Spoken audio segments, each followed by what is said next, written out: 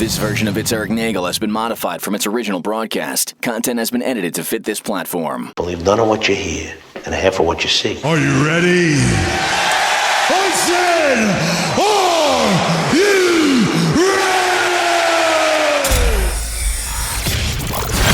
ready? It's Eric Nagel. And it starts now. Ladies and gentlemen of the universe, the next voice you hear, it's Eric Nagel. Thank you, Scott Shannon. Hello, everybody. Welcome to the program. I'm Eric Nagel. Joining me, as always, from the frozen tundra known as Arizona, say hello to Jordan. Jordan, hey, is everybody. it actually a frozen tundra this time around? I was going to say, I think the frozen tundra is more east of my location this time around. East, meaning the center and the south and the northeast part of the country. All of the world but me. Dogs and cats, whatever the rest of the line is, mass hysteria, getting married, I think it was, whatever it is. Dogs and cats living together. Mass hysteria. Mass hysteria. Somewhere I have that drop. I don't have it right now. But in my heart, I know I'm funny. If you're listening on the iHeartRadio app, okay, great. You're doing You're the one. You're that guy. Put us at the number one preset spot on the app. We're told it does something. If you're on Apple or Spotify, any of those places, you can do us a kindness. Go over there, leave a positive review. It does help out this program. If you want to join us live each and every week as we're doing this show, and we say that, I have people still saying, it's like, why do you say it if you're already live? Because the radio people aren't live.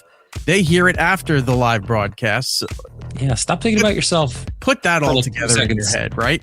But if you want to join us live as we do it, go subscribe to the YouTube channel, the Twitch channel. It'll give you the alerts letting you know when you're live. You can come in here and be a part of everything. If you can't do that, if you want to go and just watch the show, the clips, any of that stuff when you have the time, that's fine too. The YouTube channel is the place to be. At It's Eric Nagel. We have some good news. We do. The memberships will be available. What is with my hair? I just noticed this, by the way. I got like a weird hat head. I got to go fix that in a second. The memberships will be... Yeah, I know. The memberships will be available this weekend. What was the count of membership-only content that's on there to start? 100 and I believe 78 videos. That's a lot. That's a lot. That's a lot. That will be available to you if you want to subscribe to this channel. It'll be I think it goes on this weekend. You'll go over there, and it does help out the program in a very big way. We can't thank you enough. What's going to be behind the paywall there? I'll tell you what's going to be there. A lot of the old archives. Yeah. The satellite years are going to be up there. Now, the problem is because there's no video. You got to convert everything. You got to do the artwork. You got to do all of that stuff. And lo and behold, it's just me doing it. So you're going to have a good portion of the satellite shows will be available from there. The Would You Kindly archives are going to be available to you. I think the first 10 episodes, and this is starting. When did this start? This is starting from when the pandemic started. Everything shut down, and Brian and I had to, March 2020, I think. Yeah, give or take. Right. Around there. Brian Johnson and myself had to start doing the show from our houses, so it's going to be. That's where it's going to pick up. So I think there's at least 10 episodes that'll be available there at first, and each week more and more gets added until we get everything all up there, and then it'll be I don't know. Bonus content is coming. I know we have a bunch of other things in the works. We've got the consumer stuff. We have a ramen show that's coming. We've got a soda show that's coming. We've got thousands of chips and everything that are sitting on the shelves over there that we got to get through. It's literally the reason why I'm starting to work out. I just have to prepare myself for all the content we're about to put out. Right. It's the only reason. There's really no. So that will be available to you. And then hopefully the other surprise that we have for you will be ready to go next week. If the technology can get its shit together and work with us here on StreamYard, it's going to be something very fun that I think you're all going to enjoy.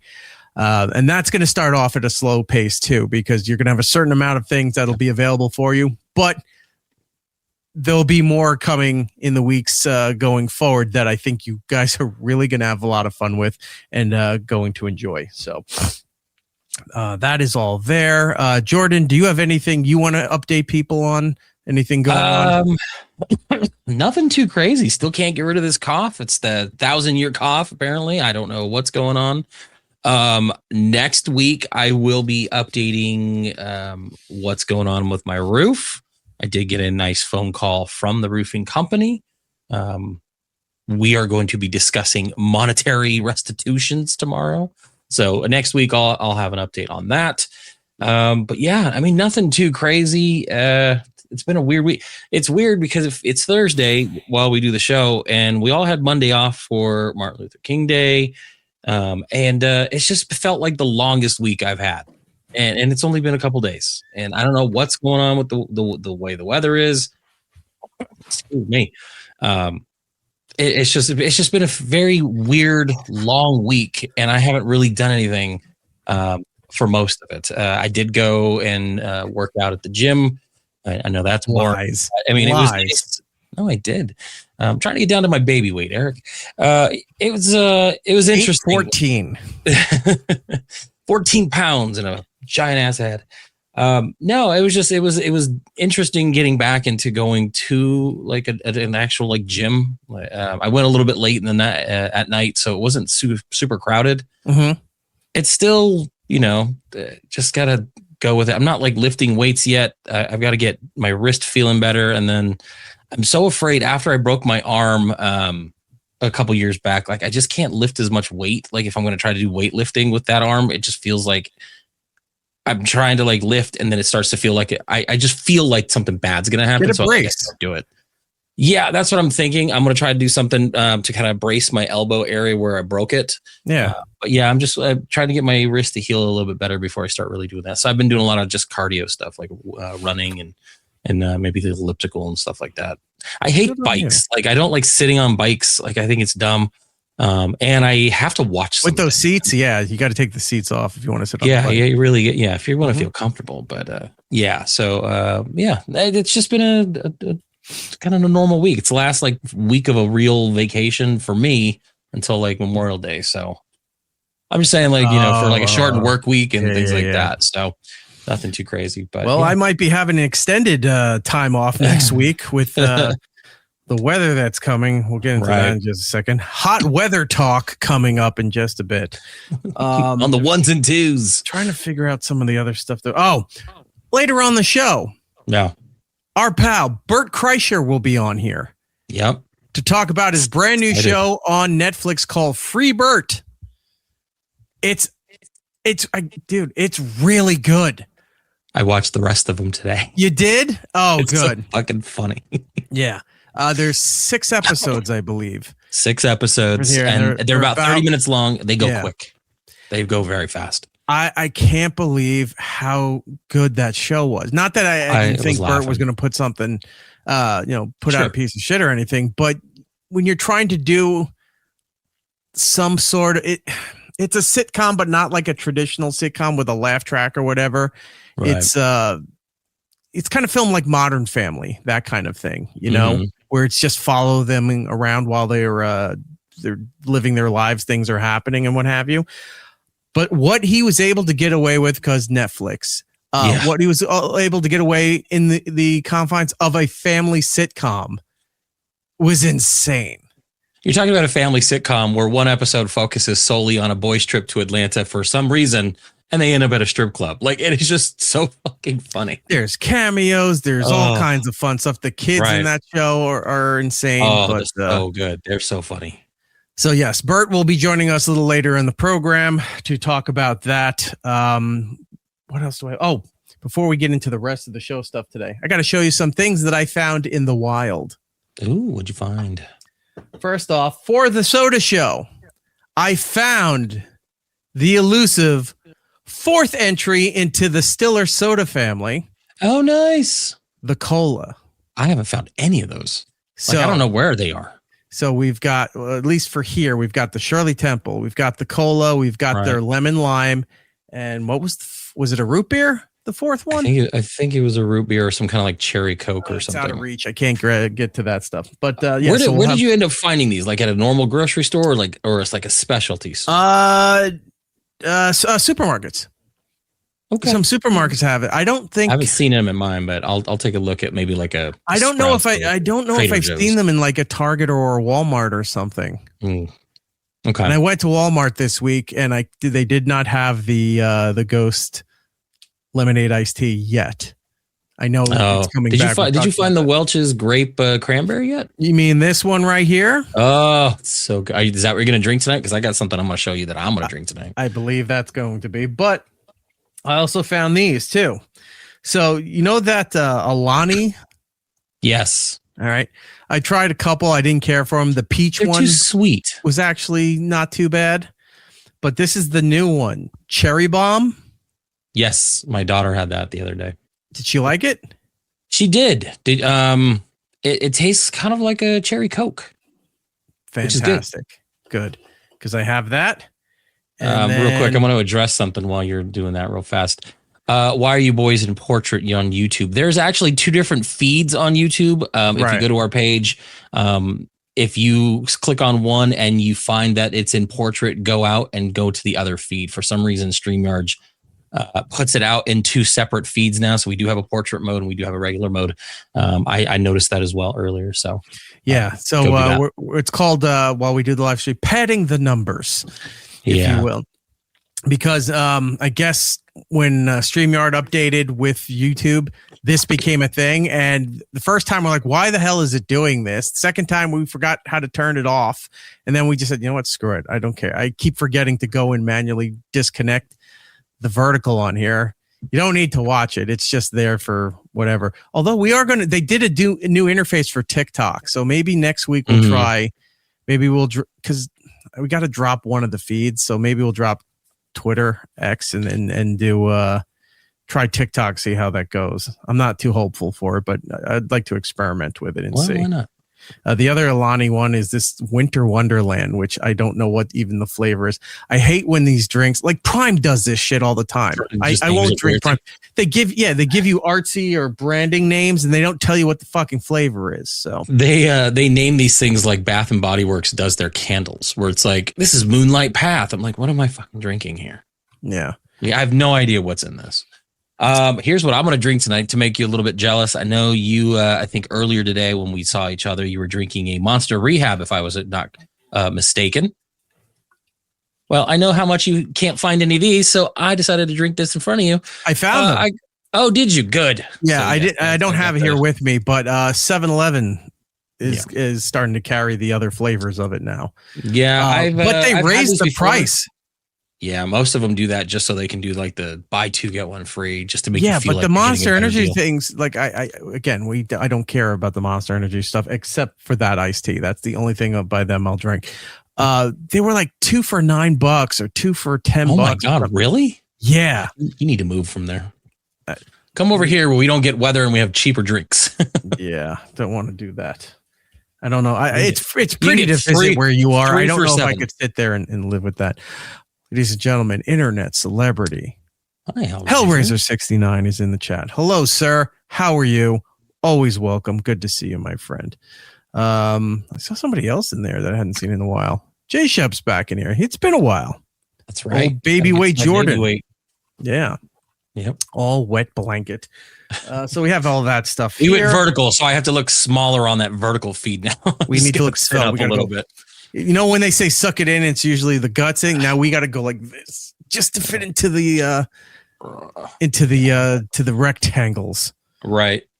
Andy Hannon saying that's criminal. Rehabs are 2 for $6 at. That's what I'm saying. When you said 2 here. for $9, gross. Like it's like 3 for $7 here. Next time I stop by 7-Eleven, I'll take a photo of that to show you what's been going on. It's been redonkulous. What is going on here? Oh, hi! I got a message from Club Soda Kenny. Hi, Club Soda Kenny. He says a soda show. Yes, we're gonna do a soda. Should we have Club Soda Kenny on? I was gonna say if we have a soda show with Club Soda Kenny, that would be fantastic. Another dumb thing. So around Christmas time, I got gifted new clothes, and then we talked about some of the clothes that were terrible. We showed you some of those things.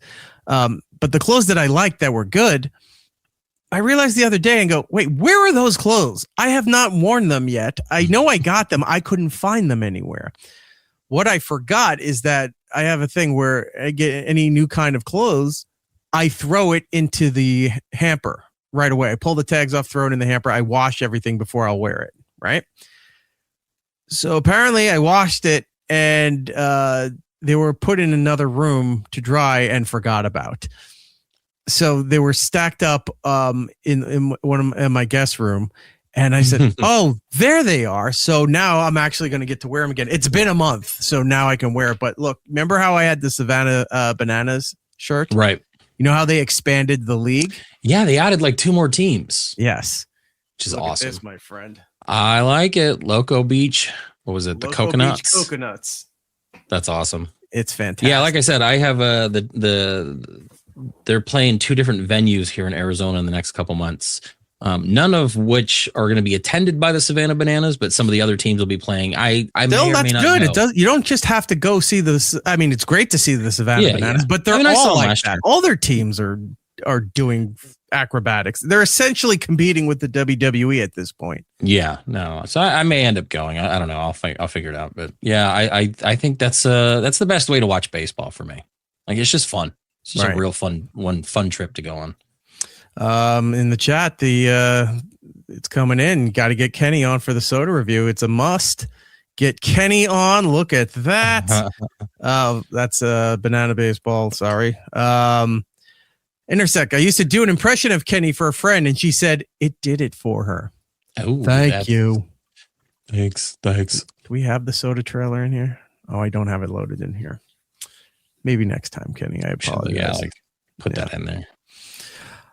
Anywho, so we have all that stuff here. Get the weather shit out of the way. Apparently it's like a snowpocalypse. No, they're not Superstorm 2026. But according to every news outlet, both local and national, you think it was the new ice age that is happening. At one it has point, been the talk of the town, no matter what town you're in. At one point, I believe it was on NBC, they were talking about the fact that it's going to be so cold in the center of the country, Montana, the Dakotas, that kind of thing, Iowa, that trees may explode. It's going to drop to the -40s, -50s, which is the ideal temperature for trees to explode. I had no idea that was a thing, but that can't be good. I wish I'm looking forward to the videos next week. We're surveillance bringing photos. Back This Week in Disasters if we can get some of that stuff in there. Just trees exploding everywhere, knocking down power lines, knocking down everything that's fun. I'm looking forward to that. Just footage of Mark Wahlberg going, "No, ma'am, no." The southern part of the Midwest and southern part of the country is getting an ice storm. The northern Midwest through the Northeast and the Mid-Atlantic region are getting an ice and snow storm. It's essentially the same storm, but it's split up like in a V. Mm-hmm. So you're getting 2 different versions of it at the same time.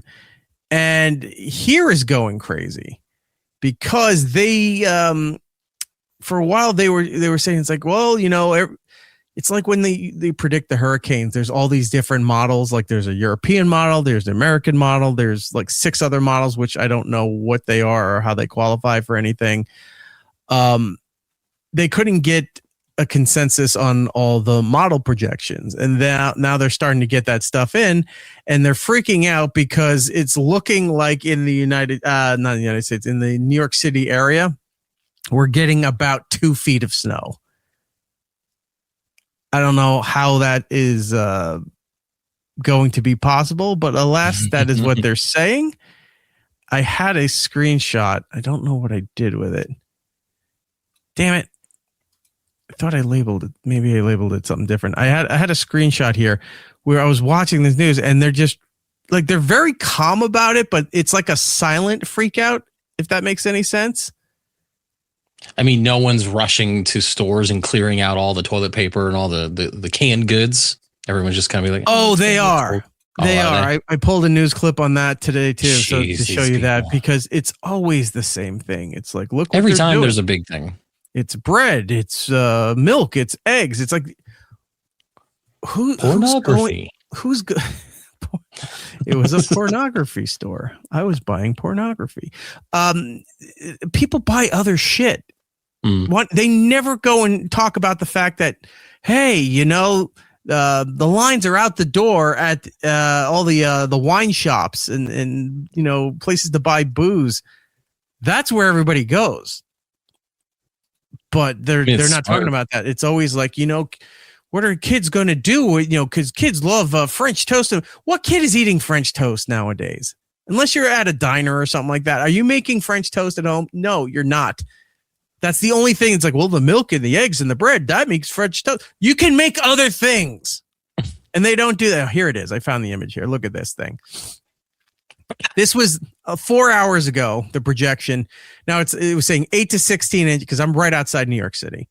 8 to 16 inches of snow here. And then they're saying, well, as the models are starting to reconfigure and everything, there's this patch down here that's 18 inches plus. That means we're going to get about 2 feet of snow. So, of course, all the states, I think somewhere this morning, I was getting alerts on all my apps and whatever. The state of New Jersey declared an emergency. The state of New York declared an emergency. State of Penn, states I'm not even in are reporting in that everything is going to be all kinds of fucked. Well, and some of them are preemptively trying to get in on that. And like you said, I think the Commonwealth of Virginia got in on it. Everyone's just already preemptively saying, yeah, we're going to need money and help. Yeah. I'm like, you don't even know if it's going to hit you yet. I'm going to say now, I could use some money and help. Send me a check right now and we'll see how it goes. And knowing our luck, the way this is, they go crazy. And then all of a sudden we got maybe 4 inches. Yeah, you won't get anything. It's like, what happened to the 2 feet of snow that you were all freaking out about? They're already talking about, closing the airports preemptively and like all this shit. It's like, all right, well, let's see how this does. And then the other thing too, they were talking about, it's like, get your generators out. I've never heard that before, unless it was hurricane, coming in. Right. You never hear him talk about the generators, talking about how to, there was I should have pulled this thing too. It was on I think it was 1010 Winds. It was in the car. They're talking about, some expert about, when it's cold, check on the elderly, check on your neighbors, that kind of thing. Do not use torches and flamethrower and things like that to melt ice on structures outside on your car, electrical work. I'm like, who? Do you really have to tell people this? That's what I was laughing at. I'm in the car driving. They're talking about, no, don't use open flames to try to melt the ice if it is that bad for your stuff. They're talking about who's out there. I would love to be out there with Elon's Boring Company flamethrower and trying to de-ice my steps in the driveway. You're just sitting out there looking like the guys with the napalm in Apocalypse Now, just walking up and down the street, flaming everything.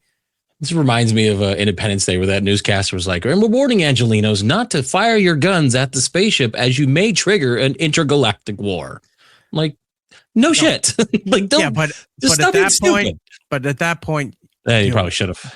The ship is here. You know what's going to happen. They're going to take over the place. Might as well just, maybe somebody gets a lucky shot. Somebody had a rocket launcher in Peru and just took out one of the ships. And you're like, okay, fine. God, he hit that exhaust port that's only 2 meters wide. Yes. It's a Star Wars story. We had the snow from last week. I didn't bring this up last time, but I just wanted to show you. Look at this. This is how fucked up everything. There's snow in Florida. Oh, great. Ice is in Florida. Like, this should not be at all. The breakdowns of everything, too. They talk about how the tornado belt moved, how the Arctic Circle line was dropping down. Like, there were warnings in Atlanta about this coming ice storm and what they're to do. They have nothing in preparation for this stuff. No. Nothing. Like here, they declare, because when I was laughing at when I saw the thing around Thursday, earlier Thursday, as we're doing this, in the morning when all the alerts were going off. Good on Eric to visit his home state to get that footage for us. Believe me, I would love to be back down there during this time, but alas, that is not happening. When the alerts were going out this morning, And I was like, all right, I was laughing, but I was like, the weather warning was from this morning to Monday evening. Mm-hmm. And I was like, Friday, Saturday. I'm like, wow, I've never seen a 4-day warning like this go out. But the reason that goes out is so they can start, getting people all the part-time and the overtime stuff in order. People to start, they do that. What is that? It's not oil that they spray on the. It's like salt water that they start spraying onto the highways and byways and all of that stuff so that the roads don't freeze and what have you, to get all that going. Down in Atlanta, down in Alabama and stuff, they don't have trucks to salt the roads. Right. Thank you, Trashitarian. The brine. I couldn't think of it. Yes, just jars of pickles flying everywhere. Although that would be funny too. But down south they have no idea. Like they have power people that are ready to, the linemen ready to go, but they don't have anything to salt the roads to get everything. I have a friend down in Atlanta, and she goes, yeah, a good portion of my road isn't even paved. Yeah, it's gonna be all mud. Yeah. So how are they going to do all of that? I don't know. It's going to be fun to watch all this stuff. I don't have to fly anywhere, so I don't have to deal with or hear about people bitching about the airport delays, because who knows? Whatever we get here is one thing, but you're already starting to see the center of the country getting royally fucked up. Chicago's has warnings that they're going to be like in the negative 30s. And that's a major metropolitan area. It's one thing from Montana, which is just wide open space and nobody lives there except cattle and dust. That it's like, oh, we get to see the Aurora Borealis, and also the trees are going to explode. But you take the good, you take the bad. The rest of the civilized areas in this country are freaking out because they don't know what to do. The Northeast is already planning. It's like, all right, well, I'm getting all my shit. I'm going to be watching football this weekend if my power holds out, and I'm not going anywhere. Yeah, I already had the plan that the kid's not going to be in school Monday and Tuesday for next week. The school district sent something out, and I figured Monday was going to be a problem, but I didn't know Tuesday was in place. I'm like, the school's not that far. I could drive her there, but all right, I've got stuck raising my kid for another 2 days. I mean, what do you do? What do you even do? It was 73 degrees here today, by the way. So in case you want to talk about the weather some more. But you have those, the haboobies, whatever. Yes, that's right. A nice pair of summer dusty tits. Haboob. Haboobs. You got the haboobs going out there with the giant. But I don't have to go. Yeah, but I don't have to go out and get rations of toilet paper and try to barricade in when the dust comes in for 20 minutes. Yeah. Like, no one cares. At most, my car is dusty and I run it through the car wash. Like, I am non-inconvenienced by any of that. Like, it's just hot. Who cares? We don't have water. Bill in the chat here is saying, I feel like there was a place last year that doesn't have the trucks or anything that did use some funky like pickle juice or something to salt the roads. I mean, it's brine. Why not? Down here, like, just scoop the ocean. Scoop out the ocean, dump it on the highways. There you go. I forget, Jung, what area are you in? You're in Colorado, right? -5 here right now. That sounds horrible. Yeah. I believe now. I'll give him a moment to catch up and tell us what's going on here. Eddie Hanna, Eric, no joke. I live in one of the biggest counties in South Carolina, and we have one salt truck, as you should. There's no need to go down there unless you're destroying somebody's farm for lack of payment. You don't need to salt the earth down there. Oh, sorry, he's in Sioux Falls. You're in the exploding tree zone, according to NBC and the National Weather Service. Let me see if I can pull. I think this is the news broadcast that had it. Let's take a look. Another blow of ice, blinding snow, and life-threatening cold. Listen to that. Thunder snow in New York as lake effect bans. What? Are we just making up new weather terms now? No, thunder snow's been a thing. Snow. I only learned about it maybe 3 or 4 years ago. And whenever I hear the news say thunder snow, I just expect to hear the guitars going from ACDC. Or as the Aussies call it, Akadaka, my friends. Akadaka, yeah. Hello down under. Entire neighborhoods. The canopy at this gas station collapsing. Officials say the weight of snow and high winds could be to blame. No shit. Gas stations are always one of the first to get fucked up by storms, by wind, by snow, because it's not even tiling. It's not even a proper covering for the gas station. They do it on the cheap, and then they wonder why their gas stations are always fucking up.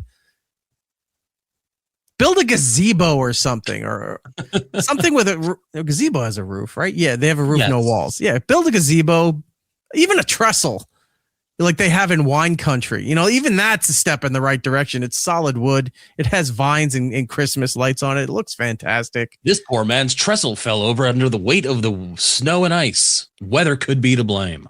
Story 11. On Lake Michigan, colossal waves crashing over a lighthouse encased in ice. And in Minnesota, visibility dropped to near zero, with wind chills now. Hold on a second. Wood pit. Nor'easter is another one they love to say. Nor'easter has been a term for That a I know long about. time. That is an actual credible. It's a minor like winter hurricane. You know, they don't name it. Well, no, they do name it. Who names the storms now? The Weather Channel. Remember, they started a couple years ago. They started naming winter storms. I was going to say, I'm trying to, I know I just saw what the winter storm is for this one. Let me find it. They have a name for this one? They do, and it's ridiculous. Is it Gertrude? I wish it were Gertrude. It would sound better. Winter blizzard Isabella covered the entire countryside. Let's see. Why isn't it a nor'wester or something? I don't know. What is about southern? God damn it! I lost it. God damn it! Now cut that part out. It is a winter storm Fern. Fern. Yes, that's right. They named it Fern. Well, with the between two ferns. Don't. Isn't that the main character other than Wilbur in Charlotte's Web? Winter Storm Fern. Winter Storm yeah. Fern Gully. No. Winter Storm Fernwood Tonight. Do you know that reference? Are you old enough? Oh. Which Martin one? Mull. Wait. Martin Mull and Fred Willard used to host like a mock talk show back in the yeah. 70s. I remember that. It's called Fernwood Tonight. Oh God, I haven't thought about that. Yeah, show that's a dated. That's a deep cut. 19 other fern storms. Go. I don't think there's any of them. I think this is the only one. Fuck yeah. A storm so heavy, even the devil can't lift it. I don't know. Some Fern cold Gully is humor. basically Avatar. Yeah, they did. They ripped off Fern Gully. Anyway, back to this. Now plummeting, it could feel like negative 50 by tomorrow morning. All of this ahead of the massive storm stretching 2,000 miles. No, look at Jordan over here. It just goes around me completely. Maxing and relaxing. It's like it comes from the original part of the storm is coming down from the Arctic area down through the Rockies in here. Yeah. And then it's meeting this shit coming from Mexico. Damn you, Mexico. And then Jordan's just right here like, oh, goodbye. Sitting there right behind it, watching it go. We're going to get a little rain maybe New tomorrow England. or Minus Saturday. 40 to 50 degrees, if you can contemplate that. If you're not properly covered, every inch of you, you can succumb to frostbite in seconds. Officials are. That's the governor Day of after New tomorrow. York. Yes, that's what I was leaning. She's talking about, I'm going to hide in a freezer at a Wendy's while the whole entire Northeast freezes over. And then somehow during the eye of the storm, I'll emerge somehow standing on top of them all, looking for my son who I'm nowhere near. I'm gonna Wolves go watch will that hunt movie you. again. Wolves will come out during the weather to hunt you while you look for your father because you were traveling in New York. We'll have to go to the Movie's one of terrible. the big libraries, start burning the books. There's so much that's great and wrong with that movie. With I love those Jack kinds of Jones. movies. I love disaster. No, I do too. But there's so much that's wrong with, like, they're burning the books in that one room because they see the freeze coming, Mhm. right? The almost like an absolute zero. They see it coming, but that one room that one kind of reading room that they're in, and they're burning all the books and furniture. And that happens to be the room that's fighting against the forces of nature and space, the vacuum of space. Burning books and some leather furniture are keeping them alive. The other guy was hiding out in a Wendy's freezer. Right? Stupid Jake chilling. Urging residents to act before it's too late. I bought a propane heater just in case we lose power.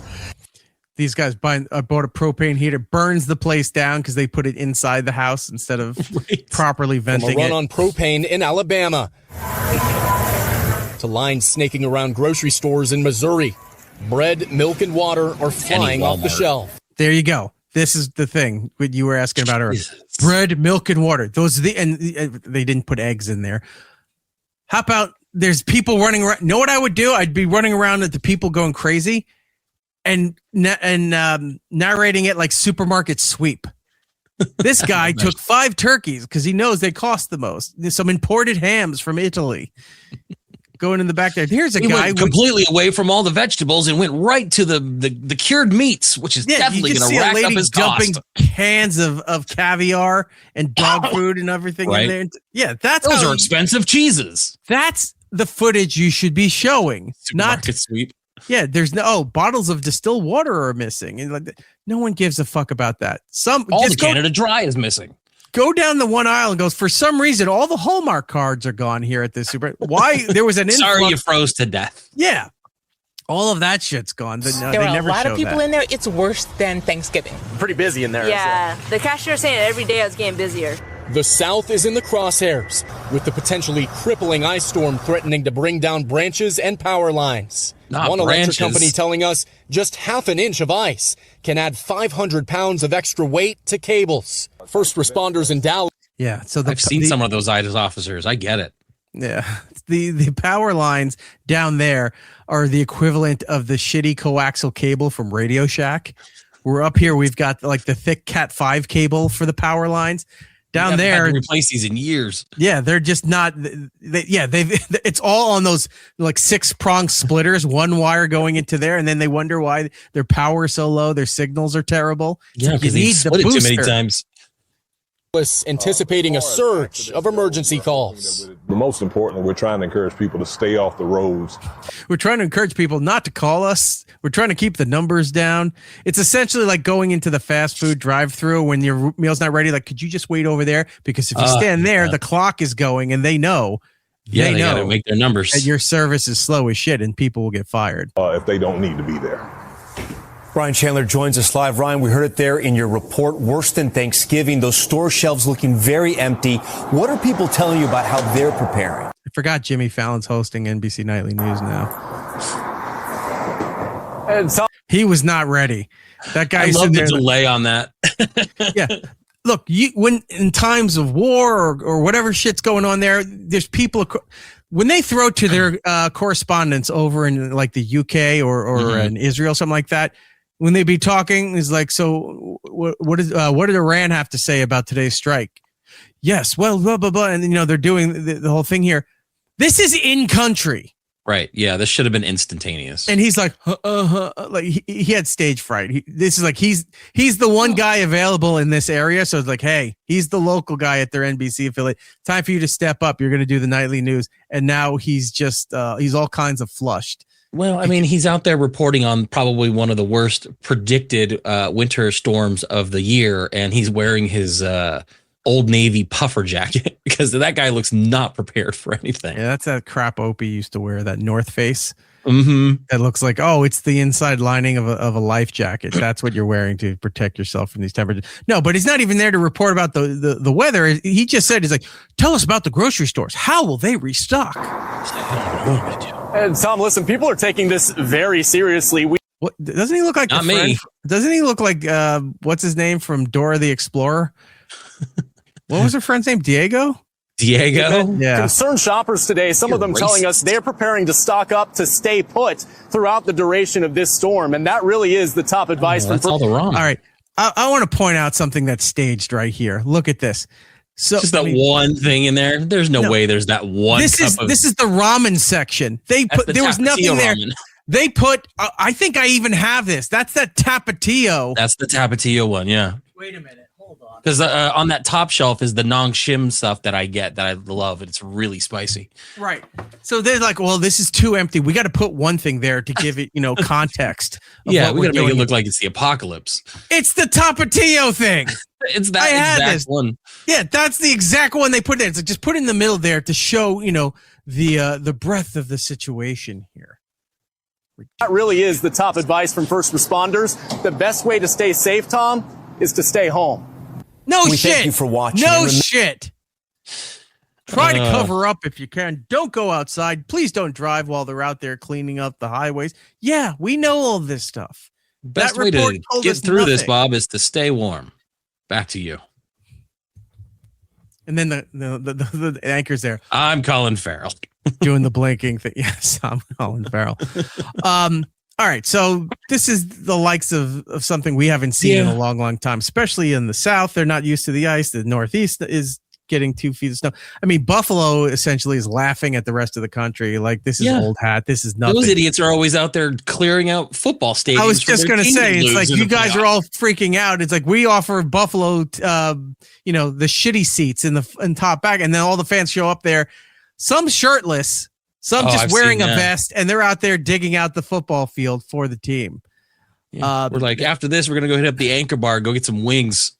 Now, what would happen if we had what happened to Russia this week? Oof, Russia was rough. So the, how do you say it? Kamchatka? Kamchatka? That peninsula, right? Which, by the way, in August had a volcano erupt that had laid dormant, I think, for 300 years, they estimated. Right. And then all of a sudden that exploded.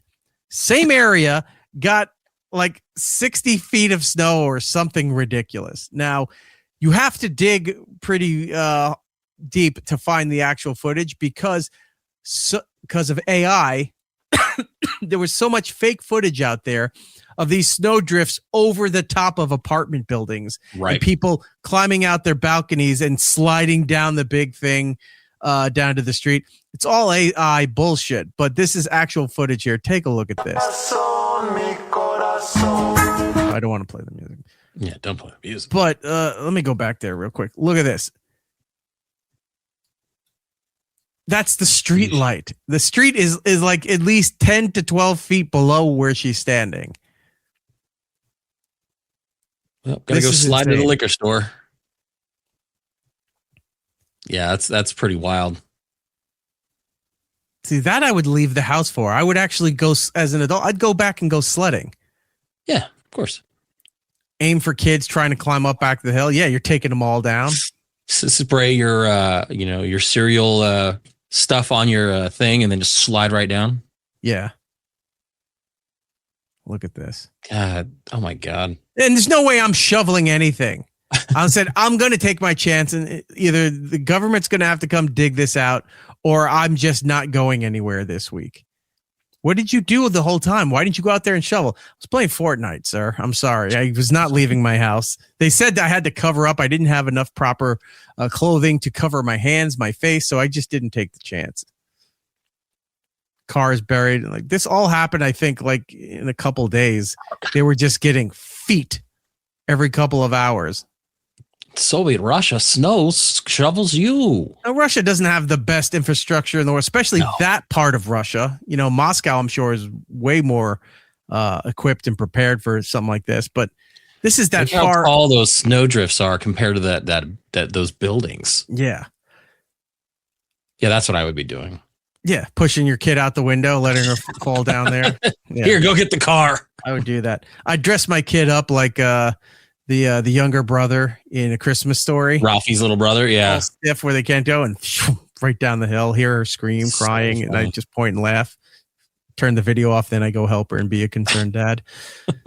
Oh, no. But, I mean, I don't know if America could handle that. I mean, the areas of the country that this happens, nobody gives a shit. Like nobody's living out there really to do anything. But if that hit like Chicago, Philadelphia, New York City, DC, even DC wouldn't be prepared for that. No, That's when you'd start seeing the flamethrowers out there that they told you not to go do to melt the ice or whatever. You'd see everybody out there with a flamethrower, some kind of propane makeshift weaponry, just going out there. What you would use essentially to build for an apocalypse, to flame the zombies, is now how you're getting your car out of 60 feet of snow in the metro area.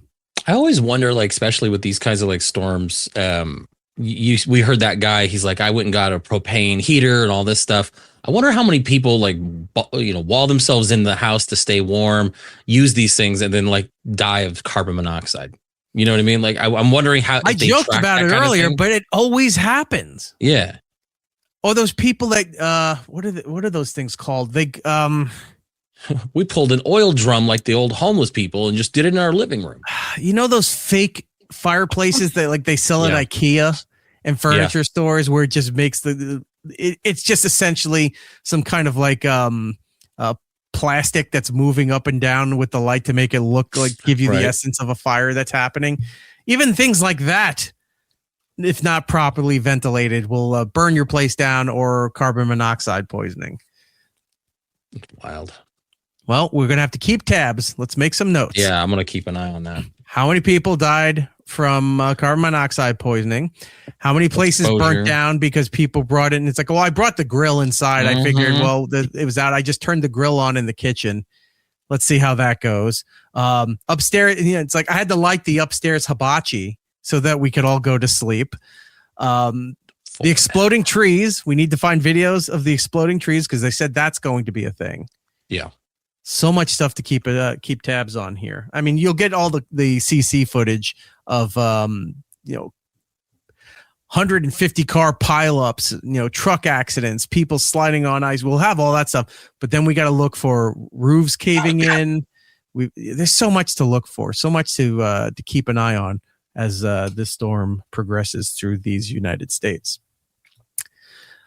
Random consumer saying it'll be at least 100 people, perhaps more than that, Jim. Space heater foil and an orange light. Yeah, that kind of shit. Did you ever have to build those solar hot dog cookers in technology class when you were in school?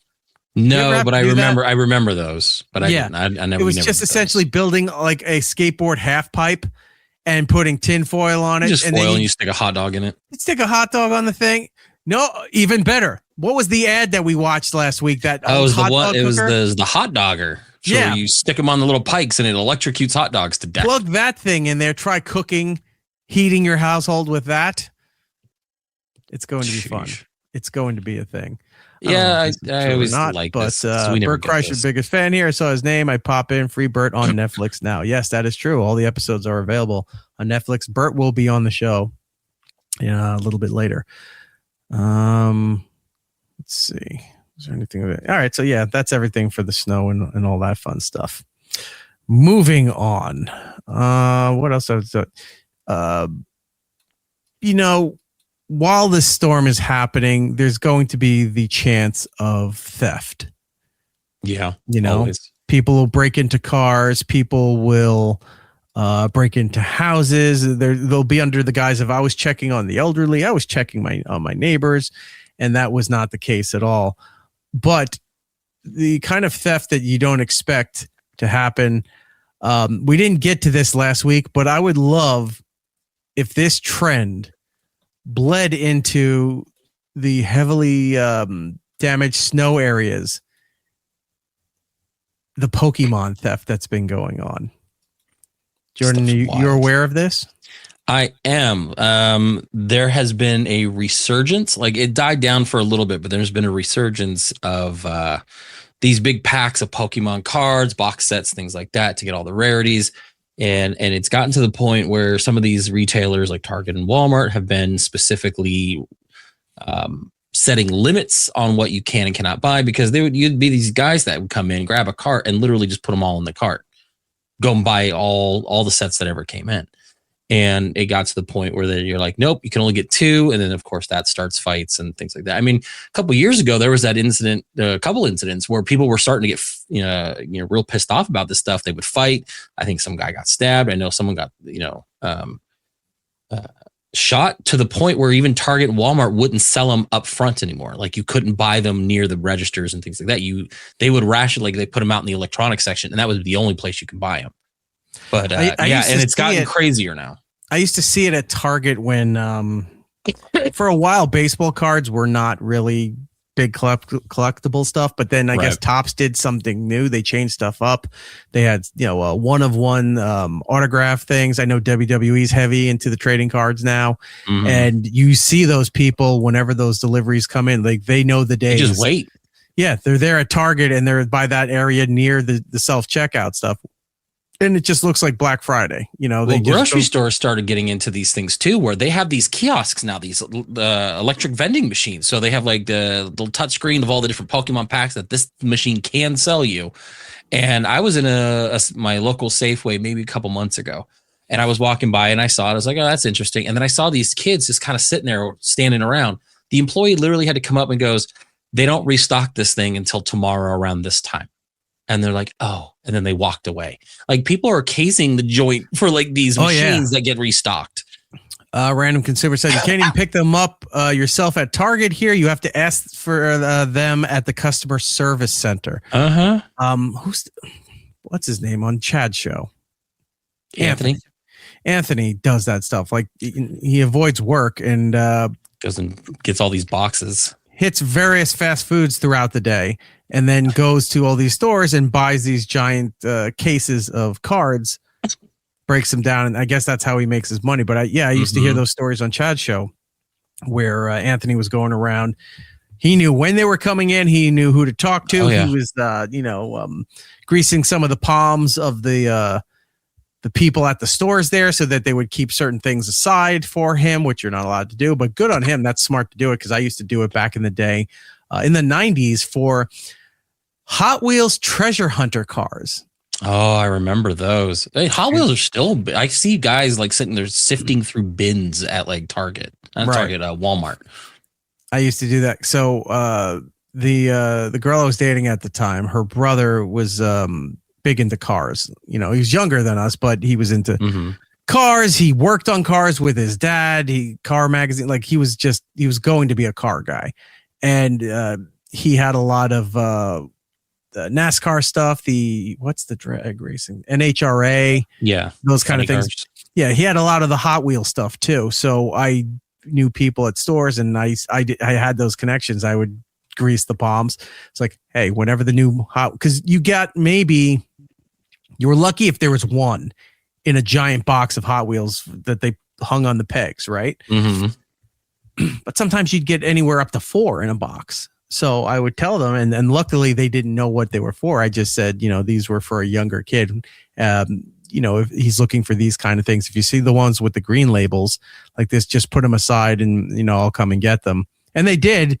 Luckily, this is barely internet age, so they didn't know to look things up. There wasn't an eBay to go and do all of this shit, but I would go and just buy the treasure hunters for 80, 90 cents, I think, for the cars. They were under $1. Yeah. And then you could go and sell them at trade shows and then eventually eBay and everything for, hundreds of dollars. So he had, it was just constantly getting treasure hunters from Toys R Us, Toys R Us, KB, Target.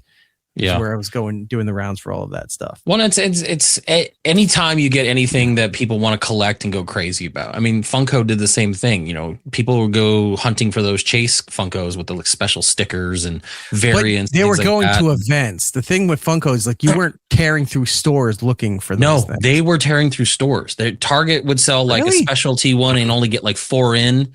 Because there was I remember because I found one on the shelf randomly and I couldn't believe I found it back when the game Destiny came out, the first game. Right. They had a couple ones that were Target exclusive only. It was like a specialty character named Crota. They had a regular version and a glow in the dark version, and the glow in the dark version was only at Target, and it was very limited edition. And people were fighting for it. Like I was in part of groups where people would actually like set up Facebook groups to trade. What franchise was this? Destiny. Okay. Yeah. So, I mean, it's not just the convention exclusives. I mean, those are high end stuff. Those are the ones that do get some money. To be fair, that character looks pretty cool. Oh, he's rad. Yeah. I think I still have him somewhere. But yeah, like it's just wild how crazy some of these things would go. I mean, the little twins from The Shining was a Target exclusive. No one can find it. And people were fighting at Targets. I've seen a few at Walmart. There was a lot. And it wasn't, like I said, it wasn't just convention exclusive. I used to see them at the conventions, the cons, things like that, at certain events. Sometimes WWE, when they were getting into that, they would have special edition WWE things that you could only buy either at the WWE shop online or at live events. One of the ones I have is the John Cena, is the clear Funko Pop of John Cena, the You Can't See Me version. And then they started to realize, hey, we could make even more money by not making the figure and just having the empty mold in there. And people were buying the empty mold because it had the WWE and the Funko license sticker on there for the John Cena thing. I mean, I got that one too, but still, point being, it was like, wow, they figured out a way to just not even put anything in the box and still make the same amount of money. Yeah, from doing all of that. Anyway, the Pokemon stuff is insane.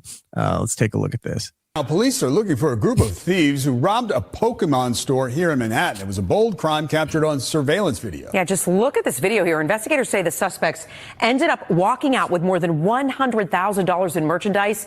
That's insane. And it was all Pikachu cards. News 4's Jessica Cunnington live in the meatpacking district with more. That video is something, Jess.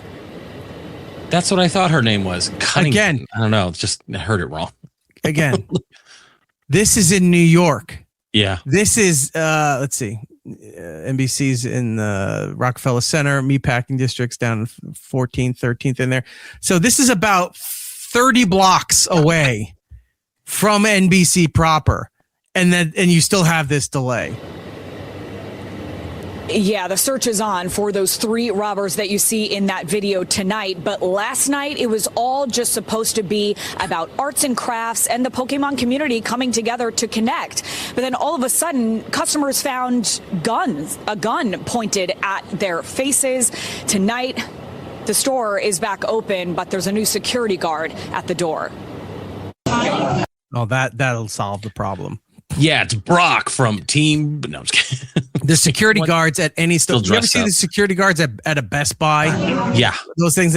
They're told not to touch it. It's not worth the life. Let them walk away with those things. They're doing the same thing here, and these assholes know it. They just go in there and they steal shit because they know no hired security is going to do anything. It was the first community event at PokeCourt, and it was packed as people decorated cards and cases. Around 6:45 p.m., 3 people dressed in all black walk in. One of them points a gun right at customers sitting down.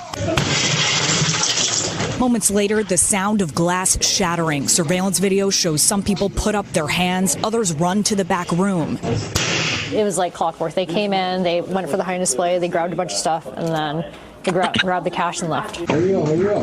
One seen guarding the door, the other 2 wearing backpacks, walking around, snatching up whatever they could. They took over $100,000 worth of merchandise. Store owner Courtney Chin says the whole thing lasted about 3 minutes. This morning, yeah, there's glass all over here, all over the floor. It's been scattered, so just watch your step. They were still cleaning up. There's a lot of high-end product here. Obviously, that's all been cleaned out. The detective told us that just by how they acted and they knew exactly where to go and what to do, they think that they cased our store, previously. Chin is grateful no one was physically. Nobody walks into a store not knowing the layout or any of that stuff. It's like, imagine going, it's like, well, let's go steal high-end Pokemon cards. Okay, well, there's a store over here. You walk in, you don't know where they're located. You're wasting time. Of course they were in there. Of course they know. And probably somebody there that works for this organization or the shop or whatever, somebody might be in on it too. Right. It's usually that way. Like, hey, last night. I saw exactly who did it. One guy had purple hair. The other one had long pink hair. It was weird. The cat was checking out the door. I think it was an inside job. Her employees shaken up, but showing up. I think everyone's rattled. Obviously, this is not something anyone should ever have to experience. I like that he's got a fun backpack. Health services or time off for anyone who doesn't feel comfortable in the store. I'm amazed more people weren't freaking out that a gun was just pointed at them, like that, or crying. Whatever. Everyone's just like, all right, whatever. I'm used to this. New York. But all the employees want to come in and work and just help put the store back together. There have been similar incidents in recent months. In Burbank, 4 men were arrested for this break-in at LA Sports Cards last month, where police say $100,000 in Pokemon cards and rare sports cards were stolen. In Soho in the fall, a man swiped more than $9 grand in cards from Card Vault, which is partly owned by Tom Brady. Back in the Meatpacking District, PokeCourt is back open. Detectives checking in as they try to track down the robbers. I started the store to make this, a community space for people who love Pokemon, right? You should come here to have a great time, but unfortunately yesterday it was like someone's worst nightmare. Yeah, nobody's really freaking out. I mean, they have their hands up, they're remaining calm, but nobody's freaking out that there's guys with guns stealing essentially, trading cards. She said some of the high-end merchandise that was stolen was 30 years old. She said she gave out the serial numbers and also photos of the items that were taken to cops and also to the community to keep a lookout for them. And they have been getting an outpouring of support from community members and from the Pokemon world all over the world. All right, whatever. I still find it wild when she says 30 years old. My brain instantly thinks like 70s. Yeah. When in actuality, it was like 90s. The 90s. Yeah. Like 96. All right. So this is new to me. I didn't know Pokemon cards had serial numbers or identification stuff on there, right? Mm-hmm. In today's day and age, I mean, forget the cameras, but in today's day and age, how do you expect to steal something such high-end items and think you're going to resell them? Like, there was a story, I think it was last week. It was very recent. Somebody broke into some kind of museum in France. Yeah, the Louvre.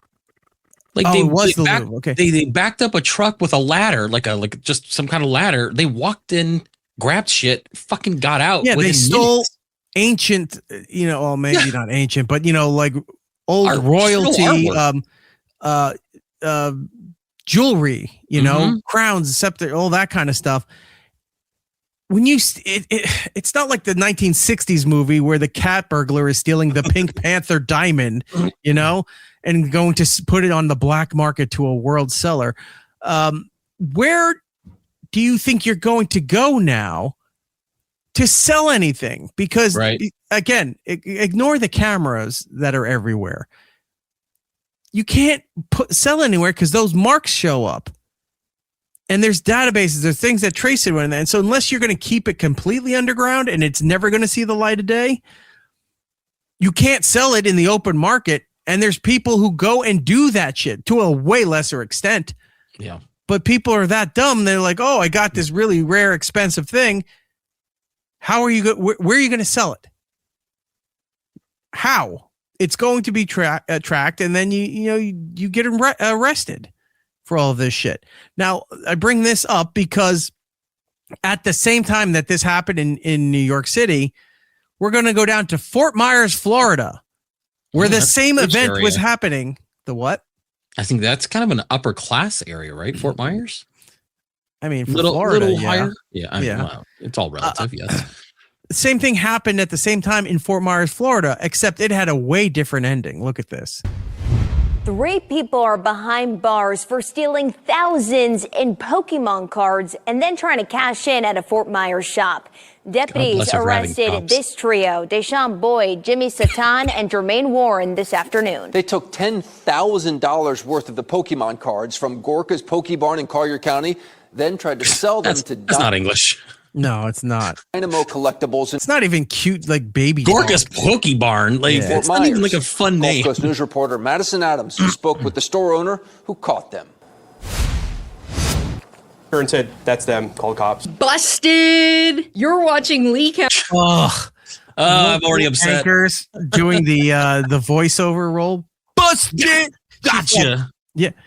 I bet you couldn't catch them all. 3 guys are in custody today. I'm amazed, some fat white broad didn't go, Whoop, whoop. That is the sound of the police. And that's the sound that these gentlemen heard when they tried to cash in these Pokemon. You know, some dumb bitch is trying to do that in some local market. County deputies walk in on 3 thieves trying to sell $10,000 worth of Pokemon cards at Dynamo Collectibles off US 41 in Fort Myers. And she's not even in a room. Why is that's she padded reading well? it like so weird? Like she's reading it in such a weird cadence too.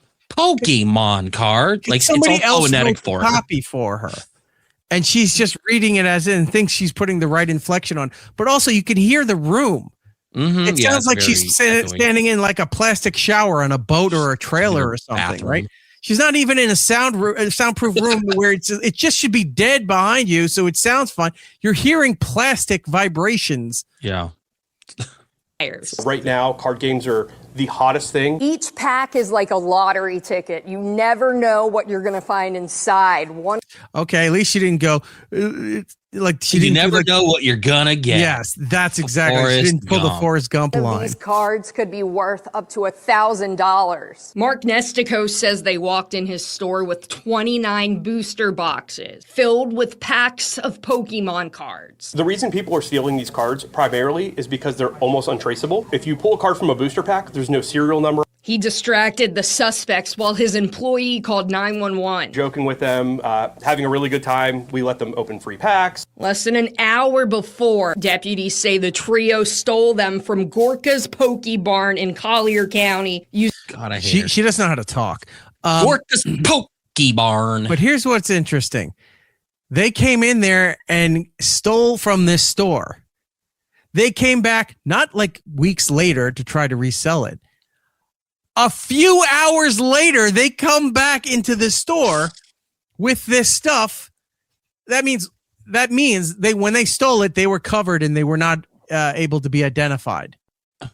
But they he's in like Hawaiian short, like surfer shorts. It looks terrible. They come back a few hours later. Hey, we got all this stuff. Let's set it up and see if we can sell it. That's one of the dumbest things. That is so bad. You're right. Lazy. It's completely lazy. Oh my God. Using a fraudulent credit card. We hadn't had advanced knowledge that they were stolen.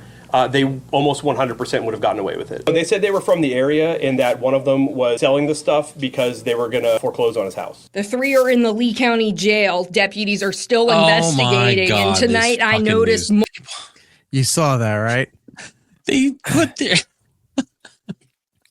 Who's that Pokemon? They essentially had that Darnell. They essentially had an app that did the morphing shit from the end of the Michael Jackson black and white video, where all the people would look like that and their faces would turn into something else. They almost 100% would have gotten away with it. But they put it over a frame with, the stuff. I don't know what that character's name is with the big yellow ears like that. They were going to foreclose on his house. The 3 are right there. I mean, this does nothing for the radio people, but for those of you watching the video stuff, look at the bad morph job that somebody did it on a phone, then uploaded it to the editor to put it on the video. in the Lee County jail. Deputies are still investigating. Unsquare it. Yeah, it's just a square super. It's and the frame rate's off because you're seeing the digital lines as it's. And tonight I noticed more Pokemon cards inside the suspect's car in the parking lot. Oh yeah! Let me get my camera back out. What is with this lady? You know what? I lied. Fort Myers is not nice. I think this told is you the it wasn't. worst area I've ever been heard about. I don't know why I thought differently. She walked. Listen to this. I found them in the back of their car. And tonight I noticed more Pokemon cards inside the suspect's car in the parking lot. Oh yeah! Let me get my camera back out. That's her. Like that's the reporter. She's a Make-A-Wish reporter, right? Like they gave her this job before she dies of whatever cancer she has, because like there's no way she's a professional. She was like an EEO hire or something like that. It's like, oh, she's a bit dim. She's a bit slow. She's a woman. Cards. Let's get her on there and let's see how that will all work out. Let me get my camera back out. Reporting in Fort Myers, Madison Adams, Gulf Coast News. Gulf. Madison I don't Adams. think she's from that area. I think she's from like Baltimore. I think she sniffed paint or ate glue or something when she was a kid. Something hit her on the last hurricane and really messed up her speech. Here's the general manager of the Fort Myers NBC station. The next time you're mad at a woman, just remember, she's probably retarded. It's not her fault. Okay. Well, now we know. Well, knowing is half the hassle. There we go. So while the New York stuff was going on, that it was going on in Fort Myers, but that was a funnier story because I didn't notice it when I pulled it and I watched it. I was like, okay, this is good. It didn't dawn on me how terrible the reporter was. Yeah, that's bad. So that was like bonus. It's a bonus. Bonus. I had a picture. This is from a local place here in Arizona. This was literally, I think the other day. Right. People line up for this stuff.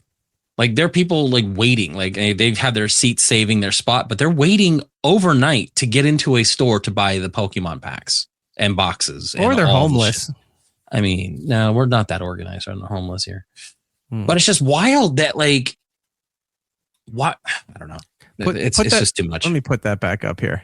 No, you're not that organized, but you know what that stuff is?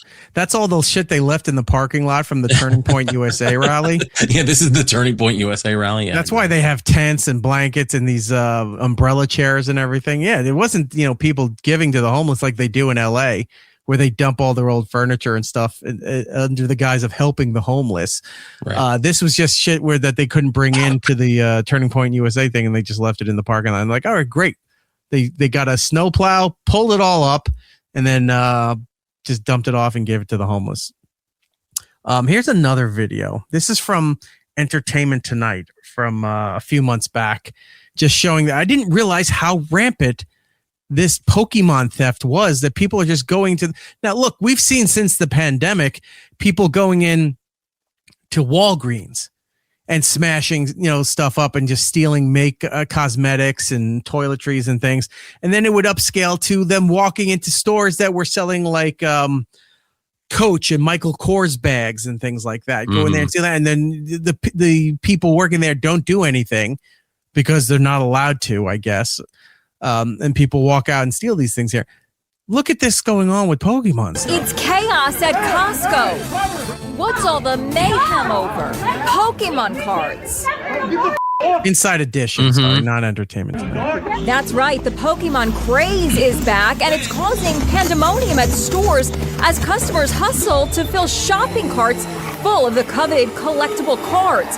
Watch as this pallet loaded with Pokemon cards. All right, for the radio audience, there's like the store manager there and a security person, and then floor people that have the hand trucks that put the pallets out. It's a pallet jack. The people just are maybe 20 feet from coming in the door where you scan your ID to come in. And they're like, we're not even going to set it up in the area that's designated for the display. We're just going to drop the pallets and then ease back and then go and see how this all works out. It's like Black Friday level of crazy. Yeah. Is wheeled out to the Costco floor. Shoppers scramble to get their. Yeah. Now they're not even ripping the cellophane off to get into, the box that has individual boxes in there. They're ripping the cellophane off and then taking the box that has 1, 2, 3, 4, 5, 6. So it's like a 12 pack of packs. Yeah, these are big packs too. They're just grabbing giant boxes and throwing them into the cart. Hands on the cards.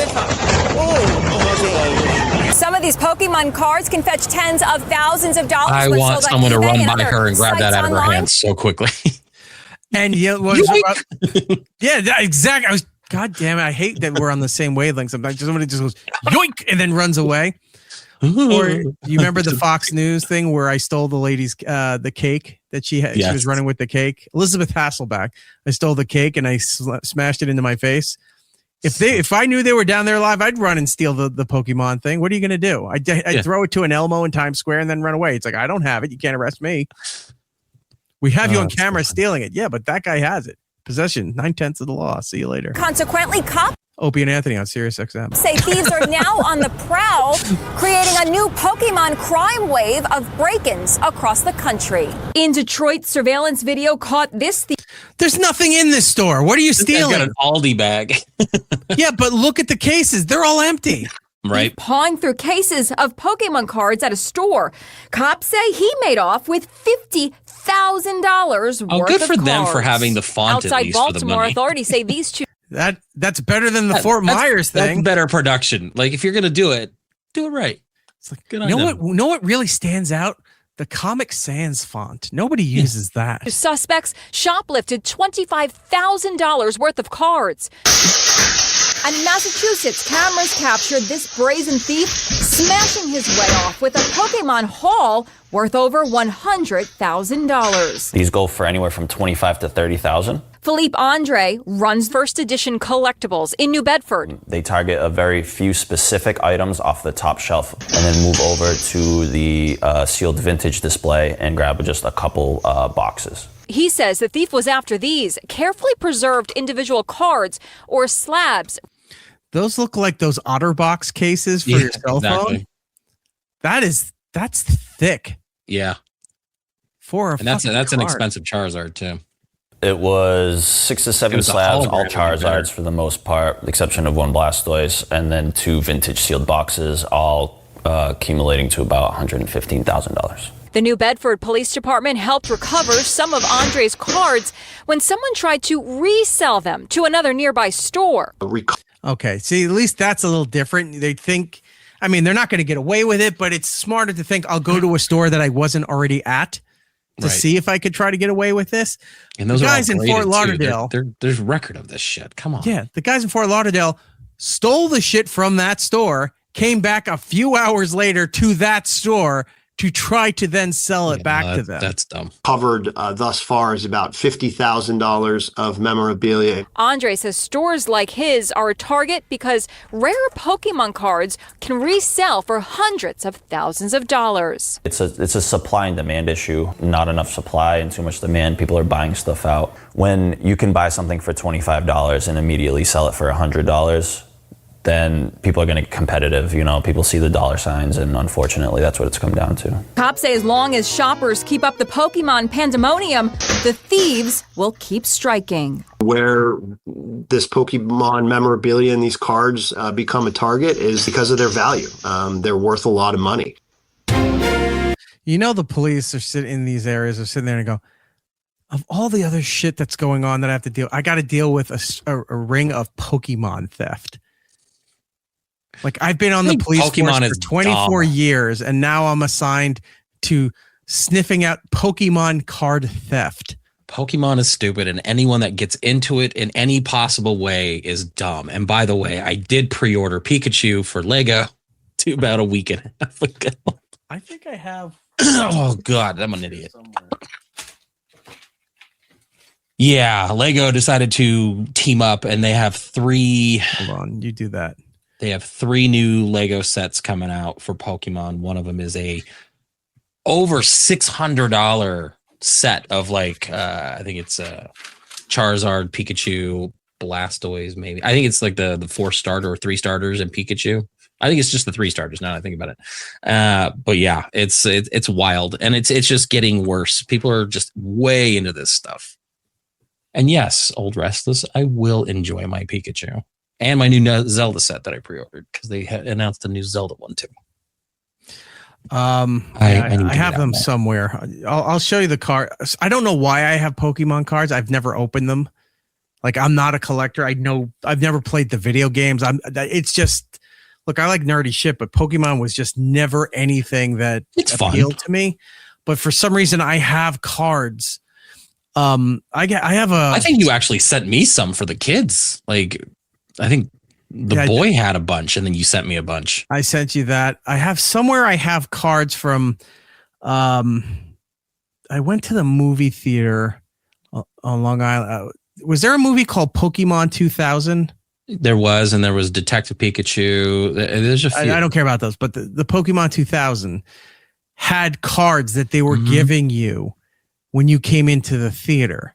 I mean, look what happened when McDonald's was doing that. Remember, we did a report on the one in Japan where they were selling like the little Happy Meals with the cards. All these people would buy the Happy Meals to get the card and then leave all the trash everywhere. That's right. We played those clips. Yeah. Food was laid, like there was a mountain of food that people weren't eating. Yeah, they weren't even buying them to eat it. They wanted the cards.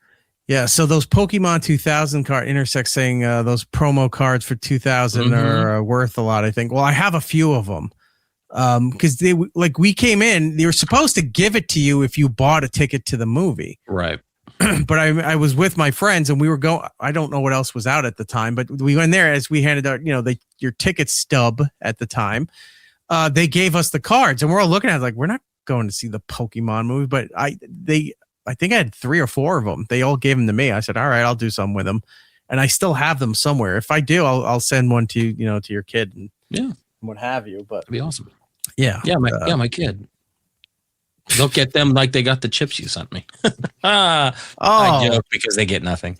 Yeah, I know what that's like, getting nothing. But all right. Let's see. I'm boxing stuff up and sending it out.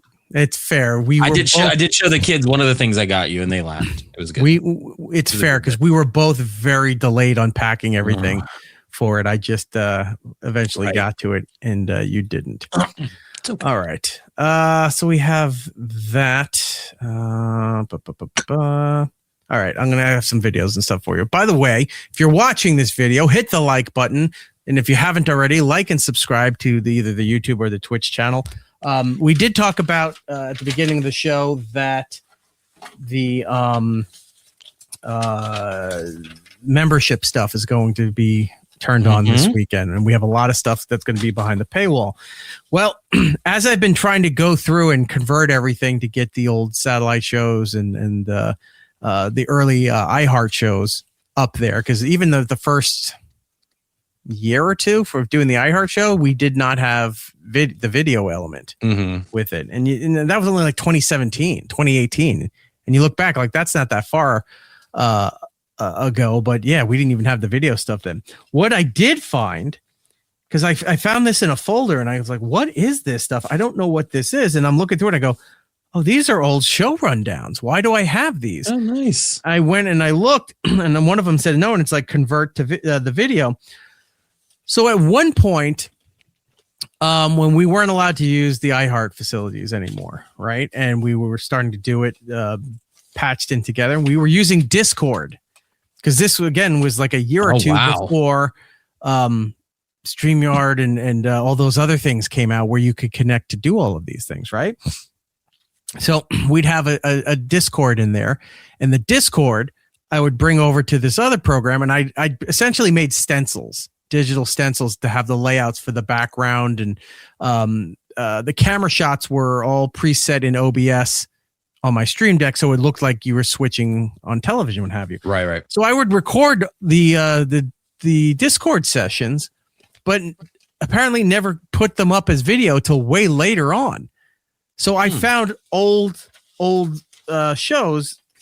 Again, like that. There you go. Old shows and stuff like that. And I found the memory card that had them. So not only do I got to convert the old satellite shows, the old iHeart shows, I have the old video stuff that I got to convert now too. And this is, I think, when Zia started doing the show. Like it goes back that far. So yeah, Trevor is on there. Was on the show still. It was Trevor, Zia, Giddles, and myself. Matt, I don't know when Matt exactly left, but yeah, so I have all this shit here that I know Matt wasn't definitely not on the show by the end of 2019, 2020. No, I think he was done by 2018, I think. Yeah. Well, it's because when did we go to iHeart? Because once pandemic hit, that's when I started kind of paying attention because we were all hanging out in Discord. I think the end of September or the beginning of October of 2017 is when we started. It was only like a few weeks after leaving Sirius. And Matt was with us for a while, and then Matt just couldn't do it anymore. Yeah. So he wound up leaving, I think, around 2018. So I think he only stayed a few months on the iHeart show and then left. But anyway, so we got all that stuff yet to come. There's a lot. I mean, you've got the membership stuff. We've got other stuff in the works, like you said. So I mean, if it feels like it's taken a while, it's because I do nothing. I literally show up and sometimes I crack a joke. He's doing a lot of stuff behind the scenes, and I definitely appreciate it. And when it comes out and you guys enjoy it, definitely give him some love because he's putting in the work. It really is. Old Restless is an OG for this show. It's like, I miss Matt OG. That was my favorite version other than the Jordan era. That is very kind of you to say, sir.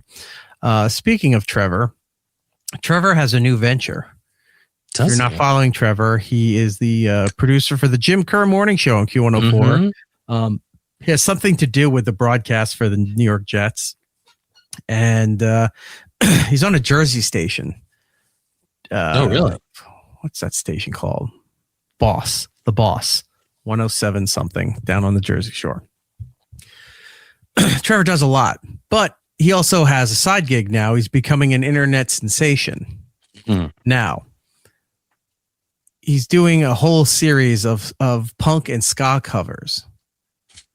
That makes sense. But I wanted to, it doesn't really, because he's like into Zach Wilde and Clutch and those. Yeah, kind but of he's things, into right? he's into music. I mean, me and Trevor used to talk about music, and I know he was in a band. Wasn't he in a band at some point? Mm-hmm. Yeah. What was his band called? I forget. Blacktooth Grin, I think was the name of the. He had a song called Motorcycle Beer. It would just go, the chorus would go, Motorcycle Beer, Beer, Beer. That was the whole song. I mean, it's catchy. Yeah. I can remember it. We'll play that one. I have it somewhere. We'll have to play it. Anyway, so Trevor is out now doing punk and ska covers. Now, when you think playing punk and ska covers, what kind of instruments do you think go along? Like for I mean, if you're gonna do punk and ska cover, I mean, you obviously gotta have like, trumpet, maybe, just those kinds of instruments. Trumpet, trombone, guitar, trombone, alto, sax, sometimes a French horn if you got enough people in there, a tuba, a xylophone. I don't know if there's a xylophone in ska, but that would be fun if there was. That'd be the best way to have it. An entire guitars, woodwind section. bass, drum, that kind of stuff. Well, you don't think steel drum when it comes to punk and ska stuff. Ska, maybe, because of its roots with being, the Jamaican, reggae type music, maybe. All right. But not more mainstream ska, no. All right. Let me show you this.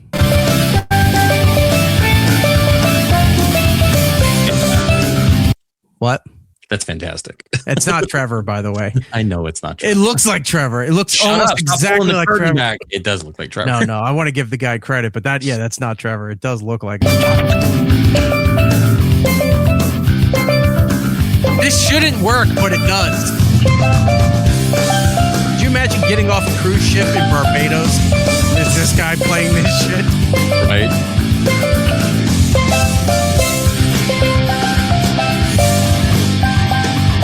Put together a montage of this.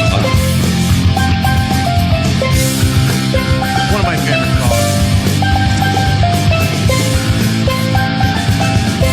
By the way, if you follow Trevor on social medias, start reaching out to him saying that Eric played your steel drum covers and they're fantastic. Call into the morning show on Q104 in New York and tell Trevor he should be coming live and start playing the steel drum stuff.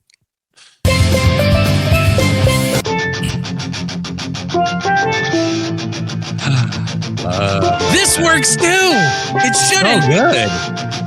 It just shows how versatile NoFX is. It was a nice teaser. We got some NoFX news in the second half of the show. Yes. Big Red Tower kind of looks like Biff Tannen. He does. Trevor does look like Biff.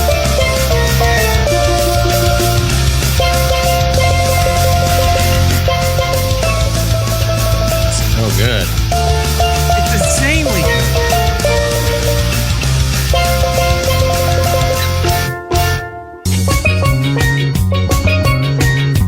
This works really, this really needs good. to be on Warped Tour now. This guy should be the guy playing between when the bands are setting up new bands. Screw the DJs or whatever. This is the guy on stage while they're setting up the secondary stage. Operation Ivy? Yeah. Oh, I love it. Stop this!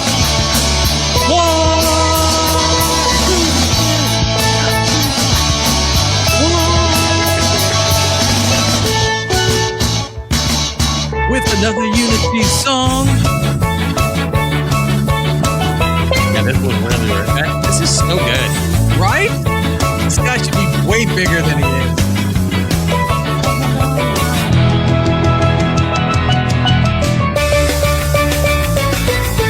Yeah, this is really good.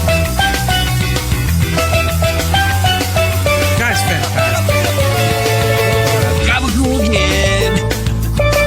Cote Percussion, COTE Percussion on Instagram. Don't give the guy a follow. He's a follow. Who knew the steel drum needed to be in every song?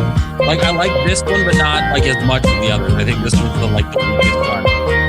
English beat, my friend. Bad religion in there, I'd be happy. Oh my god. I mean, sure. It goes with everything. I mean, it really does go with everything. It's fantastic.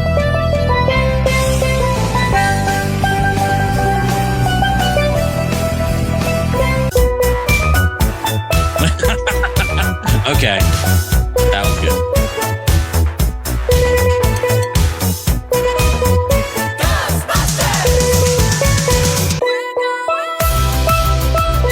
Oh, winner right here. Song of the year. And going to be Oscar winning. Was that nominated? I didn't see that. Yeah, it won the Golden Globe.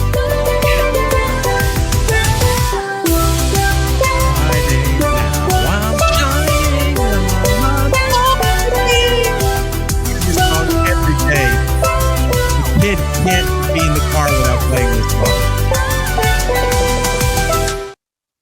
The guy's amazing. No, that sounds awesome. That is. And I really only pulled cool. the songs that I thought were cool, and then the ska punk stuff because I'm like, when do you hear the ska punk stuff? And Andy, yes, this didn't get past me. It's almost like ska sounds good on a Caribbean instrument. Very well aware that ska is a. Did it originate in the Caribbean or just get perfected in the Caribbean? Ska's because it comes from reggae and it's very reggaeton, reggae. that kind of stuff. Yeah, it's very the island. It's all Island. kind of originates from that general area. Yeah. Yeah. Anyway, give this guy a follow. I can't promote him enough. Cote Percussion, COTE Percussion on Instagram. Give him a follow. Send him some positive words for all of that fun stuff. I like that. there. That's cool. I had mentioned that my kid, Golden, is just, you'd think she'd be played out. That song's almost a year old now, and it's not. It's constantly in her rotation. The Spaghetti song still is, but that's in my rotation too. So to be fair, that was my influence on her. She is, she's taking dance classes, and she's really into this song now called Apate. Pate.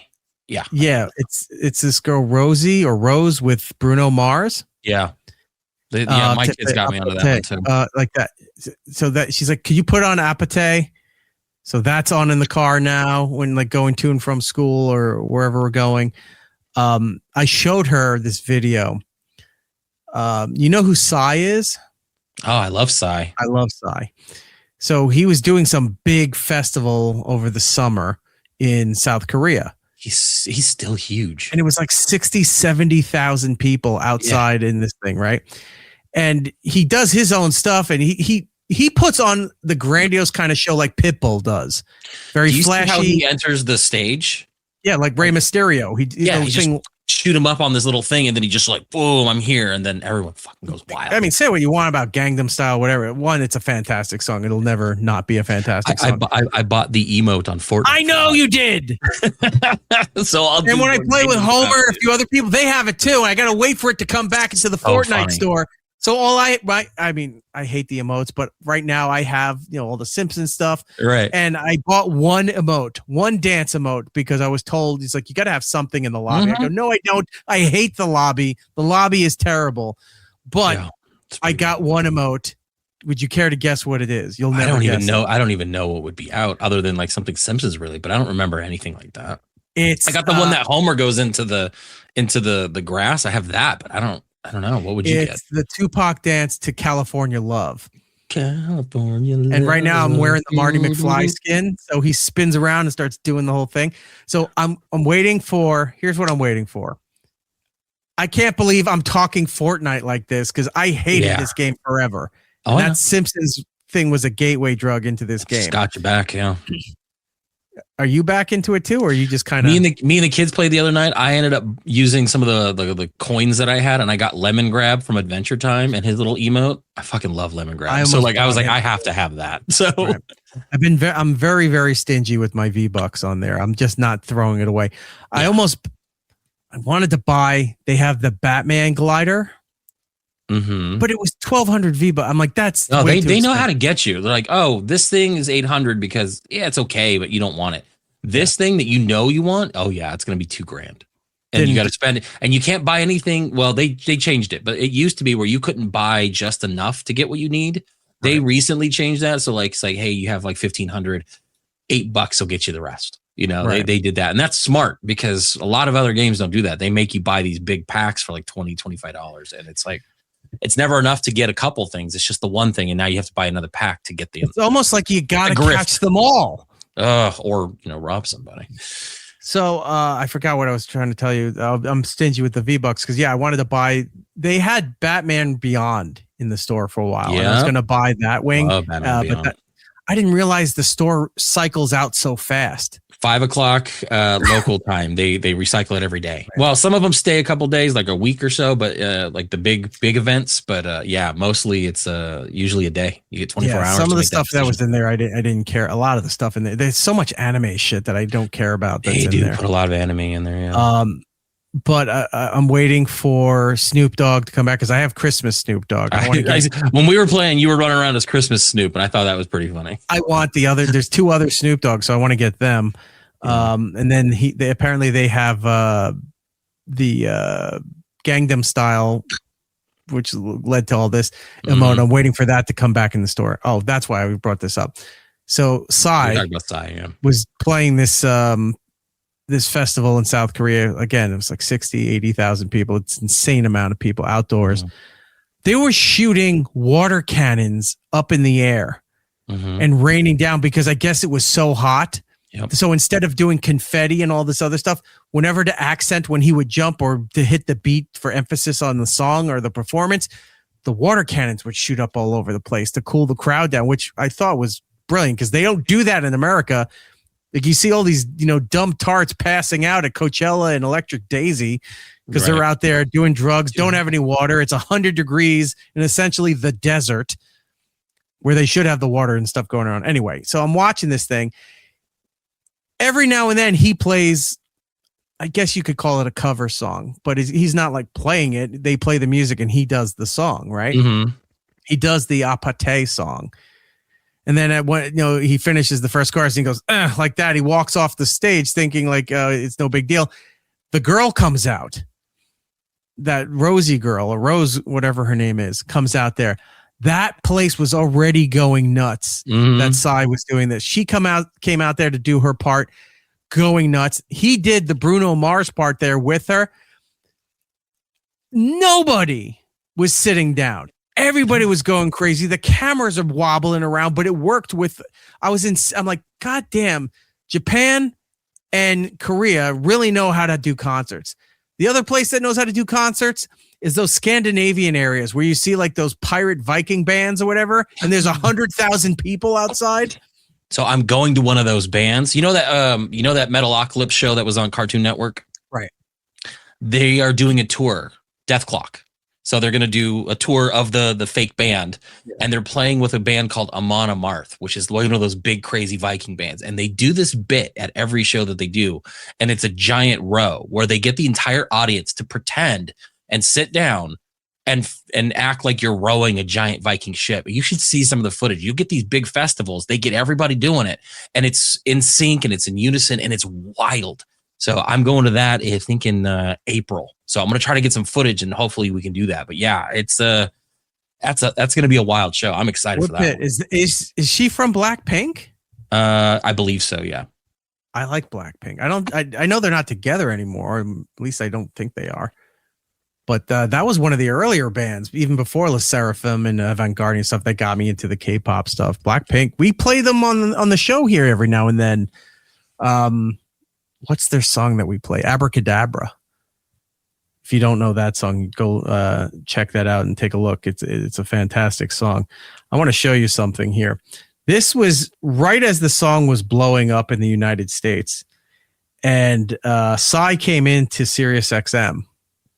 Nice. Like it just started getting big. Like it was all over the place. And I got to hand it to the talent bookers, you know, at the time. They're not there anymore because why would the company keep valuable people? But the talent bookers at the time really had their fingers on the pulse of things that were blowing up.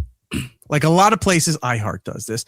They wait for something to get really big and then they try to get them on their. They still do that. Yeah, but iHeart can get away with that. It's like, you want to be on Jingle Ball? You want to be on Alter Ego? You want to be on our Vegas concert thing that they do that's on television? It's like, you know, the labels will bend the knee to come and do that stuff.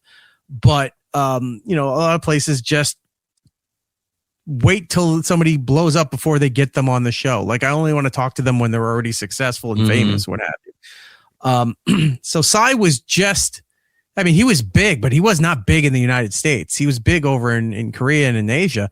But that when Gangnam Style started blowing up, like MTV started playing it and it was starting to hit like #1 all the time. Sirius XM got him. I knew who he was. I went over and I wanted to get a photo with him, and one of the talent bookers might have been Spencer. Shout out to Spencer. Good dude. And he goes, really? And I go, yeah, I want to talk to him. And so they let me talk to him. Dude, that photo is one of my favorites. That's awesome. Yeah. He's dressed like Pee Wee Herman for some reason. I'm gonna have to show you. I'm gonna have to show that to my kid. Yeah, because when we're playing Fortnite, we do the Gangnam Style thing. It's wild, and I think that song was his gateway into like wanting to learn more about like the Korean bands and stuff like that. So, you know what I almost bought, and I think I'm gonna have to do it today. What? I thought it was an emote, and it wasn't, and I stopped myself from buying it. It turns out it's just you can buy tracks in Fortnite. Yeah, because they've kind of made their own version of Rock Band. Yeah, so that you can play it on the lobby screen as you're flying in. You know, like you can put the music where you want it to play. I almost bought the dumbest track, and I think I'm going to go back and do it now. What is it? Do you know that techno song about the cat spinning around? Ooh-ee-ah-wah or something? Yes.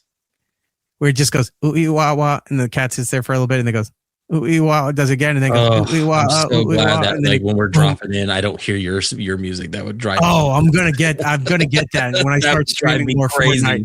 You'll just see me diving off the bus and you hear that stupid cat techno song is gonna be playing all the time. So funny. Yeah. Somewhere Rob's rolling over in his grave thinking of us playing Fortnite. And I want the Cryp walk. I know I said that. I want the Cryp walk when Snoop's thing comes back. And the reason why where you're playing Metallica's Master of Puppets, I like that one because then people can join in with me and it's like a bunch of dumb characters just doing stupid stuff. The reason why I want the Cryp walk is because have you seen the latest trend online? No. Of AI generated people doing the Cryp walk? No, I've seen a lot of AI generated like stuff. I'm trying to find the app or the platform that's doing it so I can get the prompts to do it because I actually want to do it for myself. And then I had a great idea too of who I wanted to do this, and I'll tell you who after this. It's going to please a lot of old school fans when you hear who I want to Abraham Lincoln. Jeez. No, but I found this version of the Cryp walk and I was like, this is perfect. I want to show this to Jordan and see what he thinks. This is the Cryp walk trend. Love it. Doc Brown.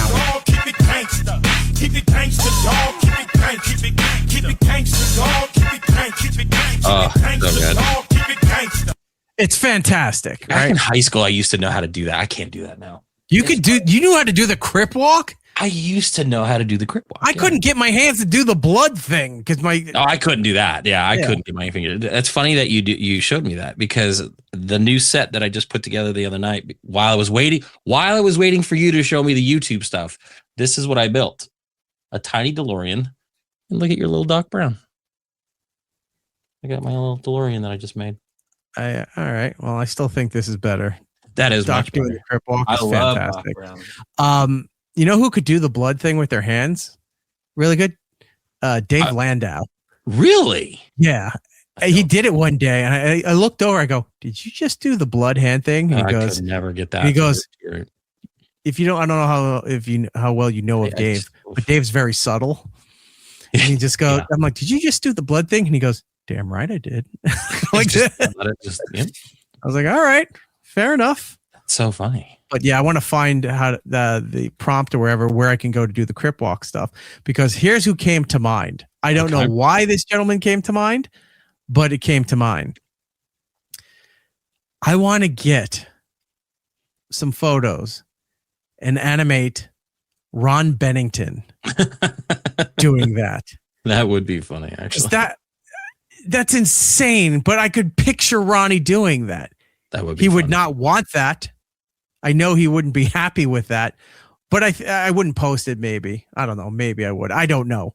But I want to, at least for me, I want to have that in my phone. So if some days I'm not feeling on the up and up, I'm like, I need to see Ron Bennington doing the Cryp walk, and I'll just watch him doing that. I gotta say, I would think for me, like seeing anybody of like size, like not fat, but like tall, style, like really tall. Oh, not that. Someone doing really tall, doing like Kenny, like Club Soda Kenny doing the Cryp walk would be kind of funny, because he's an imposing looking gentleman. Yeah, but he's just out there. I can't do that to him. Somebody else will probably do that to him now that you said that, but I can't be the one that does that to Kenny. Got to have some loyalty, you know. All right, so yeah, that's a trend going on. That's a trend I don't mind. No, not at all. I've seen some shittier ones. They have ones where little kids or babies are doing it. Some fat old ladies are doing it. I don't care about that, but I'm watching Doc Brown do it. I'm like, that's fantastic. That's really funny, and just fucking Einstein's just sitting there watching him do it.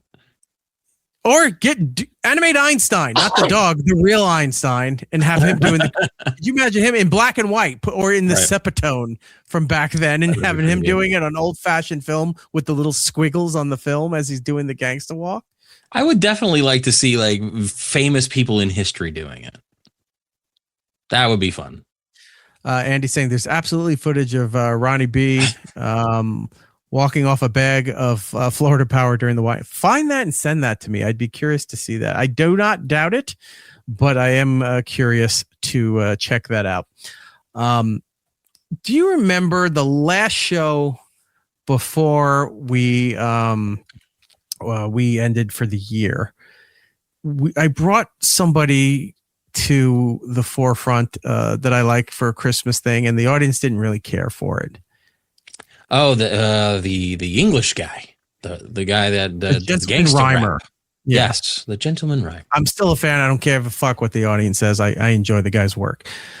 Well, if that wasn't good enough, you gonna try again? I am going to try again. Ooh, I am determined to bring white British rap to the forefront of the current lexicon. This is a very discerning crowd. This is a hard one for you. I want to introduce you all to MC Hammersmith. Thanks to rap. It's MC Hammersmith. Word to your parent or guardian. Would you mind awfully if I drop some fat bars? Please do. Oh, thank you kindly. Motherfuckers need to know my rhyming is merciless. All these other rappers load of spineless invertebrates. Gangster and posh, I'll make you say goodness. Less two-pack, more 2 packs of hummus. Better be ready, I'm bringing the ravenous thunder. Rappers think they're sick, they're just a tactical chunder. To bars and partial, and my arts are martial. The kids tearing up the rap game. Pass the parcel, writing every second, every minute, I'm dank. Yeah, I stay tethered to the pen like a bank. Corny whack rappers sound alarming now. They're cheesy to my ears. Laughing cow. When I begin, it's clear I'm causing a stir. I am the best and I believe you'll concur. I'll slap you if you don't address me as sir. I've got the rhymes to make the ladies go You liking it? This guy's better. I think this guy has a better cadence delivery. I think this guy's better than the last one, for sure. Okay. Well, here's some. Yeah, it gets them grinning. I've had intercourse with multiple women. All the ladies love that I'm a rhyming 10. I've got chicks in my clutches like a hen. Yeah, said I get it heating up. Call me bottomless brunch, cause the ladies eat me up. 12-inch dick, take a lookage. Call me a video camera, how I got that footage. Yes, I'm fucking your bitch. I'm so magnetic, I'm stuck to the fridge.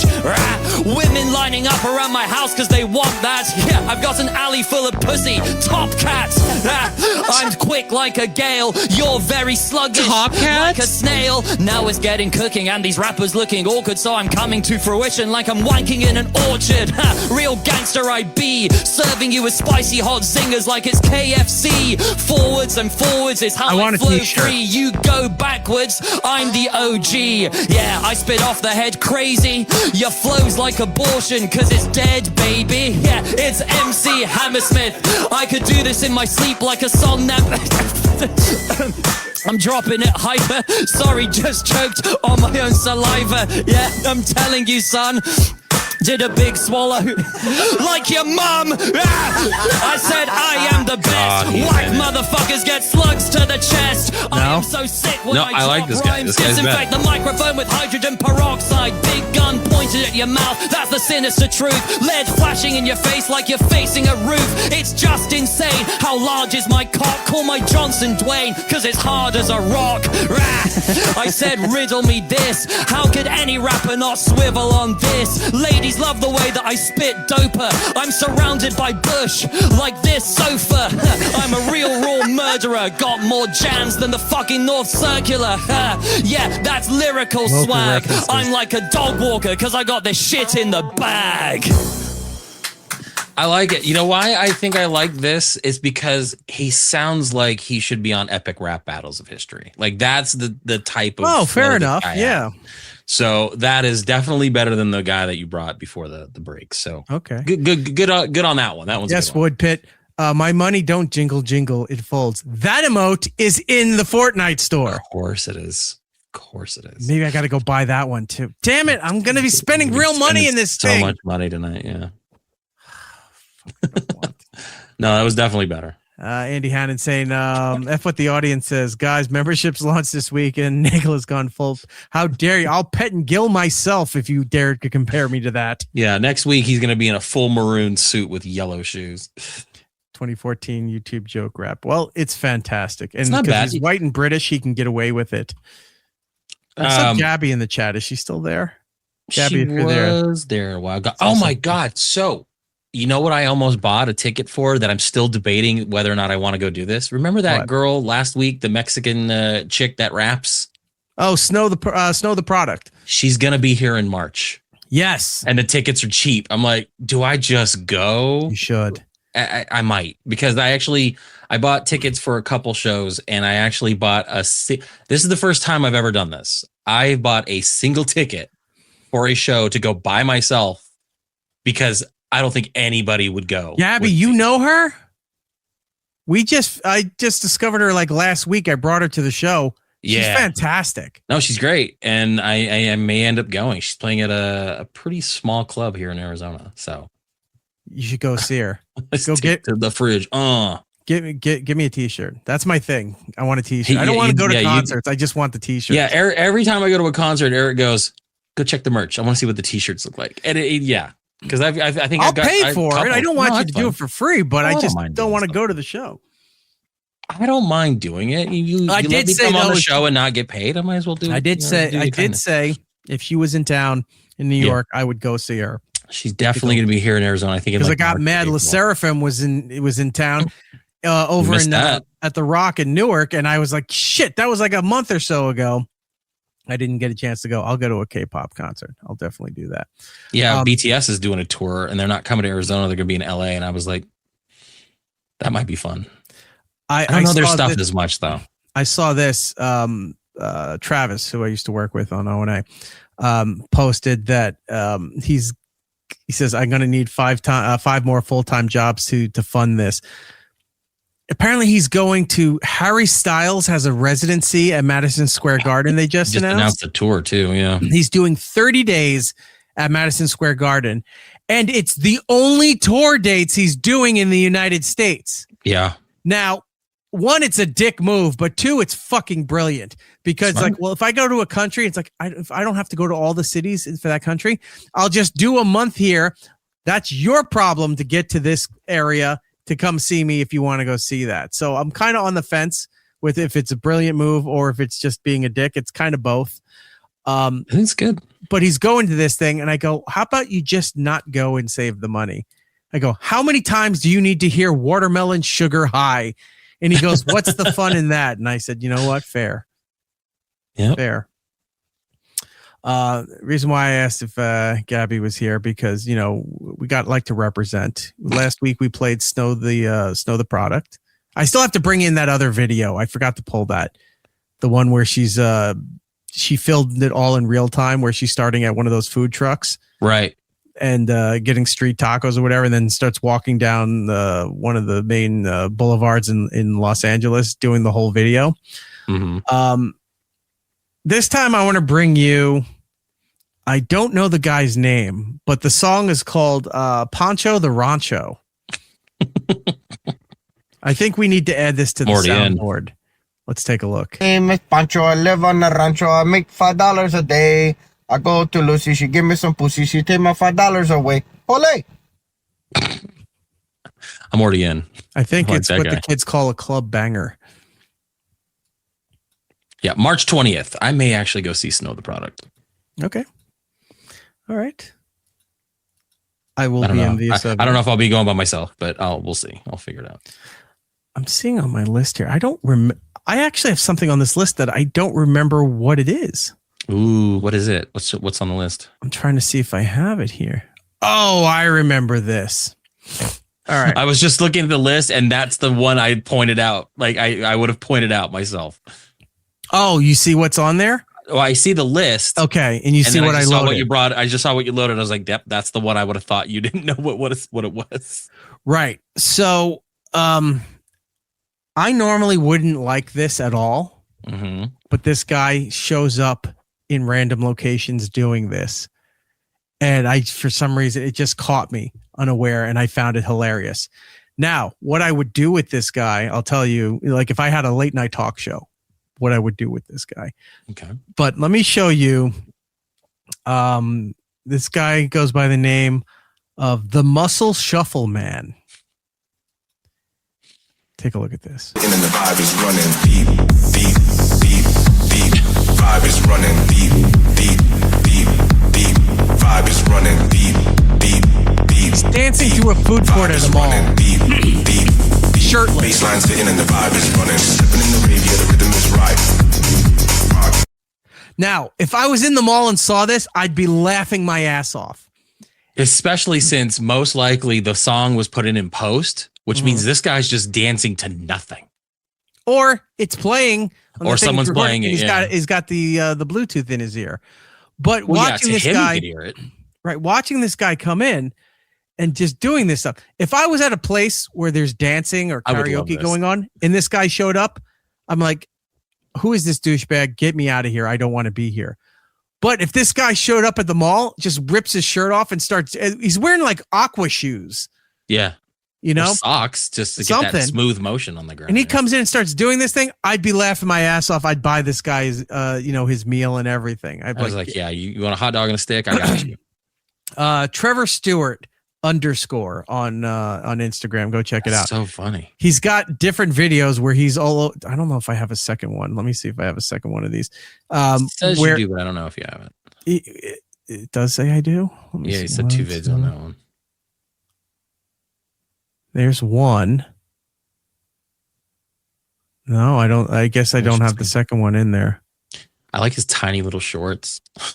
Yeah, I mean it's stereotypical Staten Island guy at the Jersey Shore. He's in amazing shape. 2, he's a great dancer, doing this Guido dancing stuff. But if I had a late night talk show, and in the middle of like jokes bombing during the monologue or just during an interview thing, and this guy it's very Letterman or Conan-esque. I was going to say very Conan. Where like you'd be sitting there like, ooh, and then all of a sudden the guy just comes out from the back. Or if you're my next guest is in the brand new movie from the Mission Impossible, and then this guy comes out the curtain, like that constant running gag of interrupting at the wrong time kind of thing. Right, like he'd be like in the middle of a joke, and then you hear the music start playing. You're right. He comes through the big curtain and he just starts doing it right in front of the band. Hilarious for late night television, but it's like a one and done kind of thing. No, but a few times just randomly. I saw that in the middle of the night. I was like, all right, that's pretty funny. Before we move on, if you want, New York City, Saturday, April 11th, Snow the Product at the Palladium Times Square. Oh, at the Palladium. I haven't been to the Palladium. Well, you have a couple months to plan. the 2000s, I think, was the last time I was at the Palladium. Huh. I gotta say, if I end up going and she's selling the shirt that she's wearing in this picture that says "God bless all Latinas," I'll buy it. I would buy one for Gabby and send it down, but apparently Mexico steals mail that comes from the United States. Yeah, because I've tried sending her things before. When we used to have the old show T-shirts and other stuff, we'd send something. She never gets anything. It just mysteriously disappears, or she's lying. It could be both. Yeah, I don't know. Anything else? Anything else you want to say that we could cross off this list before we go to? I mean, it just depends on how Bert long Kreischer coming up in a little bit. I mean, we're talking about concerts. There's one that says concert fan help. What is that one about? Oh, that one's been there for a while. We can do that one. Okay. So concert fan help is once in a while you see these things online where if you're at a concert, especially if you're front row, usually it's if you fall over or a girl's getting crushed because everybody rushes to the front. Pick them up. Or whatever. Yeah, they get helped out. And you're like, oh, that's a good Samaritan. Some of the stage hands or techies or something for a concert help out. And then it's sort of like a good Samaritan thing. Yeah, we're all family. Oh, Gabby did get this shirt, she said. I do have her shirt. All right. I apologize. I think I've seen a picture of her wearing it. That's right. I forgot all about that. I apologize. Anyway, so, things like that. Or if you had a sign or if, and the artist saw it there and hand that, they'll take what you have and bring it up to the thing. Right. Or if it's like, could you get a photo? Sometimes you'll have staff on a concert crew that help you out. And this is one of those cases. I found this video and I thought it was very heartwarming how they helped out this girl. I don't remember what artist she was seeing, but it was very nice that they did this. Take a look.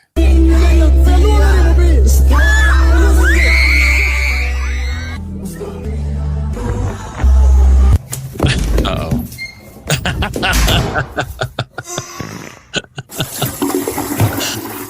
Oh, it's so messed up.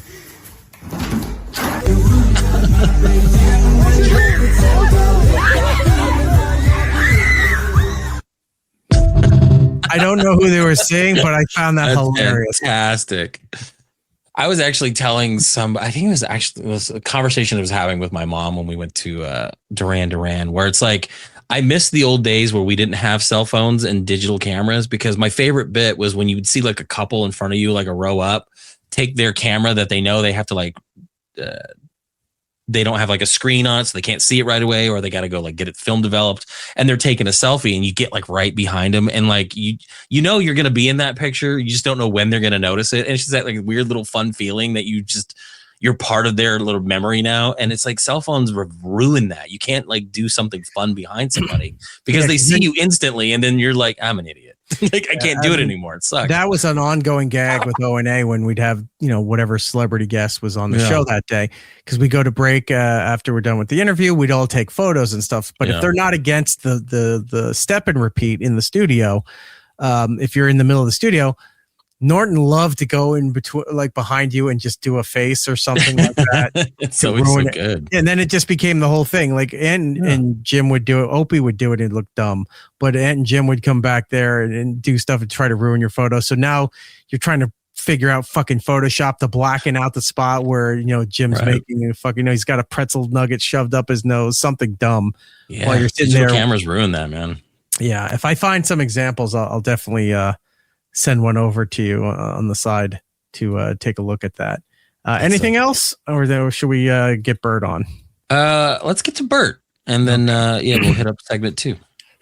All right. So coming up next is an old friend of ours, comedian Bert Kreischer, legendary comedian Bert Kreischer. He's got a brand new show out on Netflix right now called Free Bert. We were privileged enough to get advanced screenings of it. We were laughing. The show is really, really good. So let's say hello to our old friend, Bert Kreischer. Bert Kreischer is here. Hello, sir. It's been a while. You and I have, always been in touch, but it's been a while since you were on our show. The last time you were on our show, we were still at Sirius XM. So that's pre-pandemic. But Jesus, how you been? Been good. I think the last time I actually saw you was you were doing that tour where every stop you had different comics with you? Because I think it was the one over in Queens that I went to where you had Norton on the bill. You had Jim Norton there opening with you. At the Forest Hills. Yes, yeah. It's fully loaded. We did fully loaded for 3 years in a row, and then I ended up doing this series last summer. So we didn't do it last summer, and then all the comics were like, "When are you going to do that again?" Because I paid. It was a big fun hangout too. Yeah, it was the best hang, and everyone got gift bags, and everyone hung out. And we all rode the bus together, and we took private jets. It was the best. Well, now you're gonna have to you're gonna get field calls from them to say, "Hey, when are we going to be on season 2 of Free Bert?" Because Free Bert season 1 is out right now on Netflix. Jordan, I hate to break this to you. I know you and I watched the first 2 episodes. Did you do the rest? I had to watch the rest. I hate you so much right now. So yeah, I finished. You're the fucking best. You're the fucking best. You know, when I sold this to Netflix, I said they were really into doing episodic. Tires had blown up, and it was like, and it was every episode was like a new thing, and I was really attached to a TV show called Slow Horses with Gary Oldman. Slow Horses and Black Doves were shows that I fell in love with. But what I fell in love with was that, I got to be honest with you, I didn't know much about the show. I turned it on, and by the first episode, I literally looked at Leanne. I was like, "We're watching every single episode of this. This is the greatest show I've ever seen." I was hooked in that first. So I told Netflix, I go, "I'm going to do a show just about my life, unapologetic. I'm Bert Kreischer. My daughters are all in Georgia. I'm a stand-up comedian. Leanne's my wife. We live in LA. We go to a snotty school. Like, I don't want to try to manipulate it for the middle-class people the way Hollywood does. I want to do my show, but I want it to be like Black Doves or Slow Horses." And they were like, "I don't really get it." And I was like, "Trust me." I was like, it's so hard to introduce a group of characters and then you fall in love with them. They get a cake, they get a dog. I go, let me just build the character. And when you say you watched all of it, that is my goal. You made me feel like I accomplished what I wanted.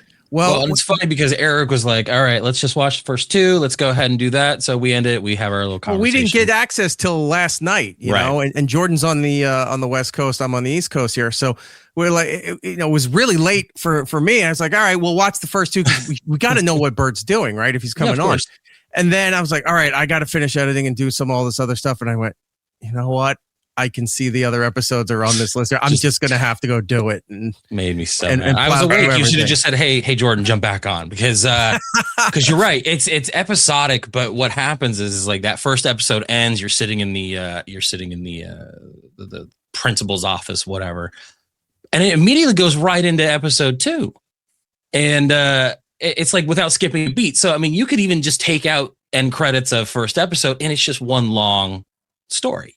And it's It's a cheat code for shooting a 3-hour movie. Right. Yeah. You shoot a movie, split up with some credits, give some props to people, and you move on. And it was quite entertaining. I'm actually upset that Eric watched all 6 episodes without me, but I will definitely now, Jordan, you can catch up and watch. Oh yeah. All right. Eric, can I tell you my favorite? Can I tell you my favorite line in the whole series? And this was one I fought for, was when they're on the golf course and the drink chick shows up.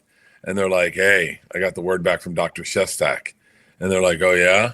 The cervical cancer is like my favorite. Oh, yeah. My whole series. When you turn his phone, and then you're like, "Really?" And you can't see the cancer, Bert.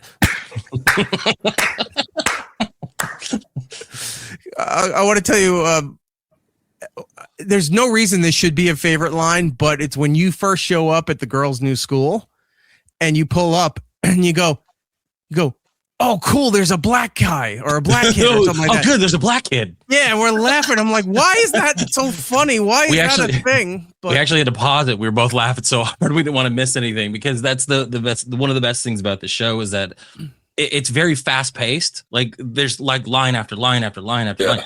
And if you miss it, you're going to miss the next funny thing. So you really have to pay attention, because like the dialogue is quick and it's snappy, and it's just that line got me, and we both had to pause it, and we were just like, okay, we have to settle down a little bit. I think Bert, based on the context of everything in this show, the language, the dynamics, everything, I think I can safely say this is the most fucked up family sitcom that I've ever watched. I love it. Right? It's fantastic. I got to ask, is the dynamic that you have in this show with your family there, Does any of that translate to the dynamic in your real life with your family, or is this just over exaggerated kind of? I think it's got to be a little over exaggerated, but I will say that like kids would come to our house and get like a syllabus of how it was gonna be. Like they were like my dad's gonna be in a Speedo. My dad's gonna be half naked all the time. He curses. He's loud. He's gonna treat you like an adult. And so kids would come to our house and have panic attacks and be like, "This isn't like a normal house." But I think everything in the story is a tad bit pumped. Like the very first scene is based off a corporate I did in Vail for a bunch of hedge fund guys, and so everything's just hyper exaggerated to make it fit the 6-episode arc and make the stakes more valuable. The girl who plays your youngest daughter on that show, I love hearing this.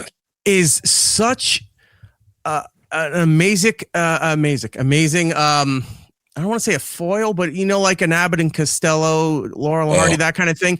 Because you'll just be saying something or panicking, and all of a sudden you hear her with the line before it even cuts to her, and you turn around and go, "What are you thinking?" Like another father would be like, "What are you talking?" Like freaking out or getting mad or whatever, and you're like, "Give me more. Explain. Where are we going with this?" Like you just dive. You and her are simpatico with everything, and the rest of the family's like, "You can't be doing this stuff. You can't talk like this." Can I tell you what's great about that little kid? So know, obviously you post stuff, and haters are gonna show up in your comments. So right. I post the trailer like Christmas Day, a lot of positive responses, and then you get haters like, "This dude used to be funny. He fell off," and you're like, and I don't see them. I don't even respond. I don't see them trying to look at comments. But her mom texts me.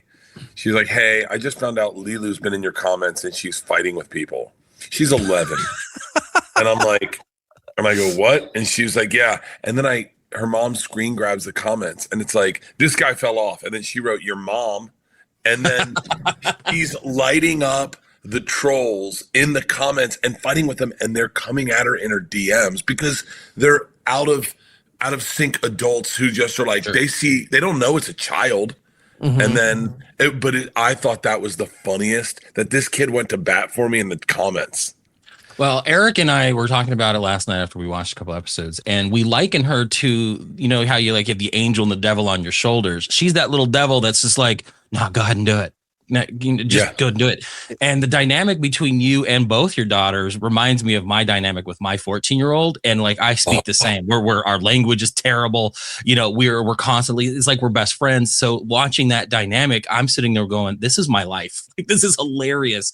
And I just, that's why I identified so much with the kids and you. And it's like, I know this is Bert's show, but he's going to make these girls like stars because they are just so funny. You got to see the red carpet thing that the two girls did. They were walking around doing interviews with all the celebrities and everybody there. Bert's mom, I think, was on the carpet there too. And they're like, "Who are you?" Like, these two little kids are just lighting everybody. It's almost Ricky Gervais at the Golden Globe style, with these two little girls walking around the microphone, just shitting on the people that are there to celebrate Bert and be part of the big night for this thing. And they're having a time of their life. Dude, we were at the after party, and Netflix doesn't put together a premiere or an after party. Like, I think they helped with the premiere, and they gave us the theater, but I had to pay for the after party. But it was, it's like I might as well, right? So Lilu comes up to me. It's like 12:30 at night. She's got it's almost like you ever seen kids at a wedding? Like, she's got no shoes on. She's at a bar. She's clearly had way too many sodas, way too much chocolate. And she comes up and she's like, "Does this party have to end?" And I was like, It does. And she goes, "When? You paid for it, right?" And I went, "Yeah." She goes, "Can you keep it going for one more hour?" And I go, "I can." And she goes, "Yes." And then she turns to the party. "Bert's paying for one more hour." I'm like, "Oh my God." Well, and it's like, it's funny. She just shows up, like in the show, like the episodes that I get to watch, she just shows up at the right time. Like, you're having this talk with your oldest daughter, and you and your wife are in there, and you guys are having a thing, and you guys don't want to tell her something. And all of a sudden, Lilu, who plays Isla, pops her head through the door and go, "Hand jobs?" And it's just like, it's just, the timing is just so perfect. I'm laughing so hard. My favorite line in that episode is when I'm sitting on the bed with Georgia, shirtless, by the way, which is an aggressive of course. look. Every time they play that, everyone laughs just at that. I'm like, guys, that's not the joke, okay? The fast is, she goes, oh, she's fine ever since he stopped DMing her. He started DMing her again. She goes, how would you know he's DMing me if you didn't get in my DMs? She goes, because I did, bitch. Suck it. She's like, because I got in your phone, bitch.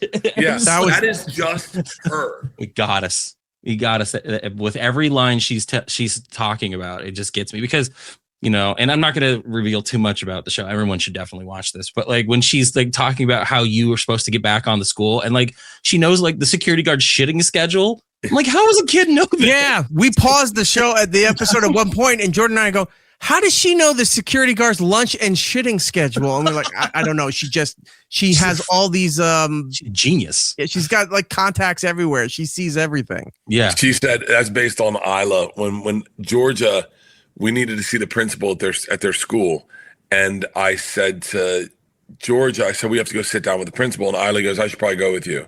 And I was like, why? And she goes, well, in my schedule, when I'm ready to go to the principal, the secretary's not there, so I have a straight line to the principal. You just walk into her office. And I was like, wait, how often are you going to the principal? She goes, I go once a day. And she goes, if I go during my break, the secretary's never there. That's when she's in the bathroom, and so I can just make a beeline. And I was like, Jesus, Isla. You mentioned the hand job line there. I don't want to say much more, but that is the arc of the season. Thank you. I will say is that that shows up when you don't want it to, when you do want it to, and in places that are like, wow, I didn't think to mention it there, but yeah, it works in that moment as well. That keeps coming up there. And the other little girl that plays, I guess, kind of the villain, the antagonist role. I forgot her name, but it's the other guy's daughter who's onto Bert, can see through Bert, starts blackmailing Bert, and Bert's sitting there getting mad, but he's like, I can't punch a 13-year-old. Like, you know, he's ready to do so. And then he starts like, he gets that sad face. He's like, I'm being blackmailed. Dude, my favorite scene in the whole episode is episode 2. In the series is episode 2 when I talk to the dad. Now, I won't tell you about the dad because I don't want to ruin it for anyone. Right. But I will tell you how many conversations I've had like that with dads. Okay. And this one is truthfully based on a dinner I was supposed to have drinks with this dad, and we go to this bar on Ventura, and I sit down, and maybe we're talking about a project we're supposed to do, and I go, so how's life? And he goes, life? It's not great, man. I said, really? He goes, my son was born without an anus. And I went, huh? And he's like, yeah, my son was born without an anus. I said, how's that possible? And he goes, I don't know. So every night I have to fuck him with a probe in his ass to make sure a hole forms. So every night I got to fuck my kid in the ass with a probe to make sure he has an asshole. So yeah, life's not great, Bert. And I went, cool. You're like, most people just say, no, it's good. How are you? Yeah. And so that is part impetus of that trajectory was like, when you're a dad, you do run into weird things that other dads share because they don't feel cool with it. And that's like my favorite scene in the series is like that listening scene. Cause I'm not a great listener. You've heard my podcast. Eric and I kind of have, we don't talk about anuses, but we kind of have that dynamic where I have a 14-year-old and I've got about a 10-year-old, and, you know, Eric's got a much younger child. I got a little kid. Yeah. So like every time he's got something new, he talks about it because, you know, I've gone through it and we got the experience. And it's just funny because, yeah, you're right. You know, dads tend to, once they feel comfortable talking about things, he'll bring stuff up like, let me tell you what happened with the kid today. And I'm just like, oh, I can't wait. Well, I'll tell you one quick thing that just happened because we're running out of time with her. But giving the kid a bath, right? So set the bath up. She's got toys and everything she's playing. I'm sitting there on my phone watching stuff while she's playing, and I'm fixing my earbuds. And as I'm taking the earbud out to fix it, she's sitting there. She's got a little baby doll in the bath, like she's giving the baby doll a bath while in the bath, right? And she's sitting there and she goes, yeah, I know we've talked about it. And she's whispering and she has her back to me and she goes, yeah, I know we talked about this. She goes, but you can't say fuck you. That's a bad word. And I went, what did you say? And she spun around and goes, what? I go, what did you just say? And she goes, nothing. I go, no. What did you just say? And she starts getting that face like she goes, I don't want to say it. I'm like, who told you that? Like, so I'm going this back and forth, and she won't. Either she's covering for somebody, or she honestly doesn't remember who told her, you know, fuck you. And now she's in there and she's lecturing the baby doll to tell the baby to stop saying fuck you in the bathtub. I'm like, what? This is my life now. Having a daughter is insane. It gets worse. It's fun. It gets way worse. Georgia one time came over with a friend, and I'm sitting in the living room, and I hear Georgia and her friend. Now, her friend's mom was hot as shit. Okay, hot as shit. And I hear Georgia's friend go, "Do you guys want to play drunk girl?" And Georgia and I are like, "How do you play drunk girl?" And she goes, "You take your pants to your ankles and you do this. Why won't you have sex with me?" And I went, whoa, what game are we playing? And it must have been her mom yelling at her. They got divorced. Her dad was a stud too. And I was like, oh my God. You see a lot of stuff as a parent. Yeah. I'm only about 5 years into it. And the amount of stories I have already. Deep. Yeah. Oh man. Yeah, I gotta say 14 in, and I speak to my kids like you speak to your kids in the show. So I definitely relate to everything about this, and I'm having a great time. So I appreciate you guys watching, and dude, it means the world that you watch the entire season. That means we were gonna do 2, and I had other work to do, and I said, you know what, screw it. I see the other episodes here. I'm gonna plow through, and next thing I know, I'm done. I go, wait, this was it. The way the series ends, I'm not gonna talk about it, but the way the series ends. It could go either way. Was this in your mind like this is going to be a standalone thing, or are you looking to hopefully get a second season out of this? I think I mean I'd do a second season. Listen, hang on. Who's this? That was my agent. Hang on. Oh. Hey Heidi, I'm doing an interview. Can I call you right back? Yep, I got Nick too. Call us back. I'll call you back. That can't be good, guys. All right, so I think there's an ice storm hitting Texas, and I think I'm not going to Texas now. Yeah, we got it. I'm on the East Coast, and they're already saying now 2 feet of snow for the New York City area. So, Jesus. Yeah, nobody's going anywhere. And I'm in Arizona, so I'm dressed like you in the show, flip flops and shorts. I'm having my best life, and he is upset about it. Very much so. I would love to do a season 2. Listen, the girls are getting older, and yeah. So we either do season 2 and season 3 and then wrap it up with a bow and bang them out this summer, or it was just standalone. It was a cool thing. It's like The Cabin. We only did 6 episodes. Actually, we did 5. The one with Dalia got pulled because all this stuff. Don't tell anyone. Oh yeah, just tell anyone. I don't care. It's a little past that. But yeah, we did an episode with Dalia that they couldn't air because of it. He got canceled. But yeah, maybe it's a standalone. Maybe it gets picked up. Maybe they just want to do a different one. Like maybe they're like, yo, we liked it. The girls are too old. What else do you want to do? Netflix has always been so cool. I'll do whatever they want to do. Nice. Well, I definitely hope for another season. I mean, look, if it is what it is, it's perfectly fine. But there's so much more to tell, not just from stories from your life, but with that family dynamic that you have and where you're going from there. There's definitely room for at least another season or 2. Bert does have to go. Bert, thank you so much. It's been so long since you've been on the show, back from the O&A days. Dude, let me tell you something. You've always been nice to me. You've always been cool to me. You never treated me like shit. You've always treated me with respect when you didn't need to treat me with respect. And you've always been straight with me, and you know that. That. And I love you, brother. I always got your back whenever you need me. Love you too, Bert. Free Bert on Netflix. Go watch it right now. Bert Kreischer, the legendary Bert Kreischer. Look at him, and he's already in costume. So spoiler. Totally naked. I'll see you guys.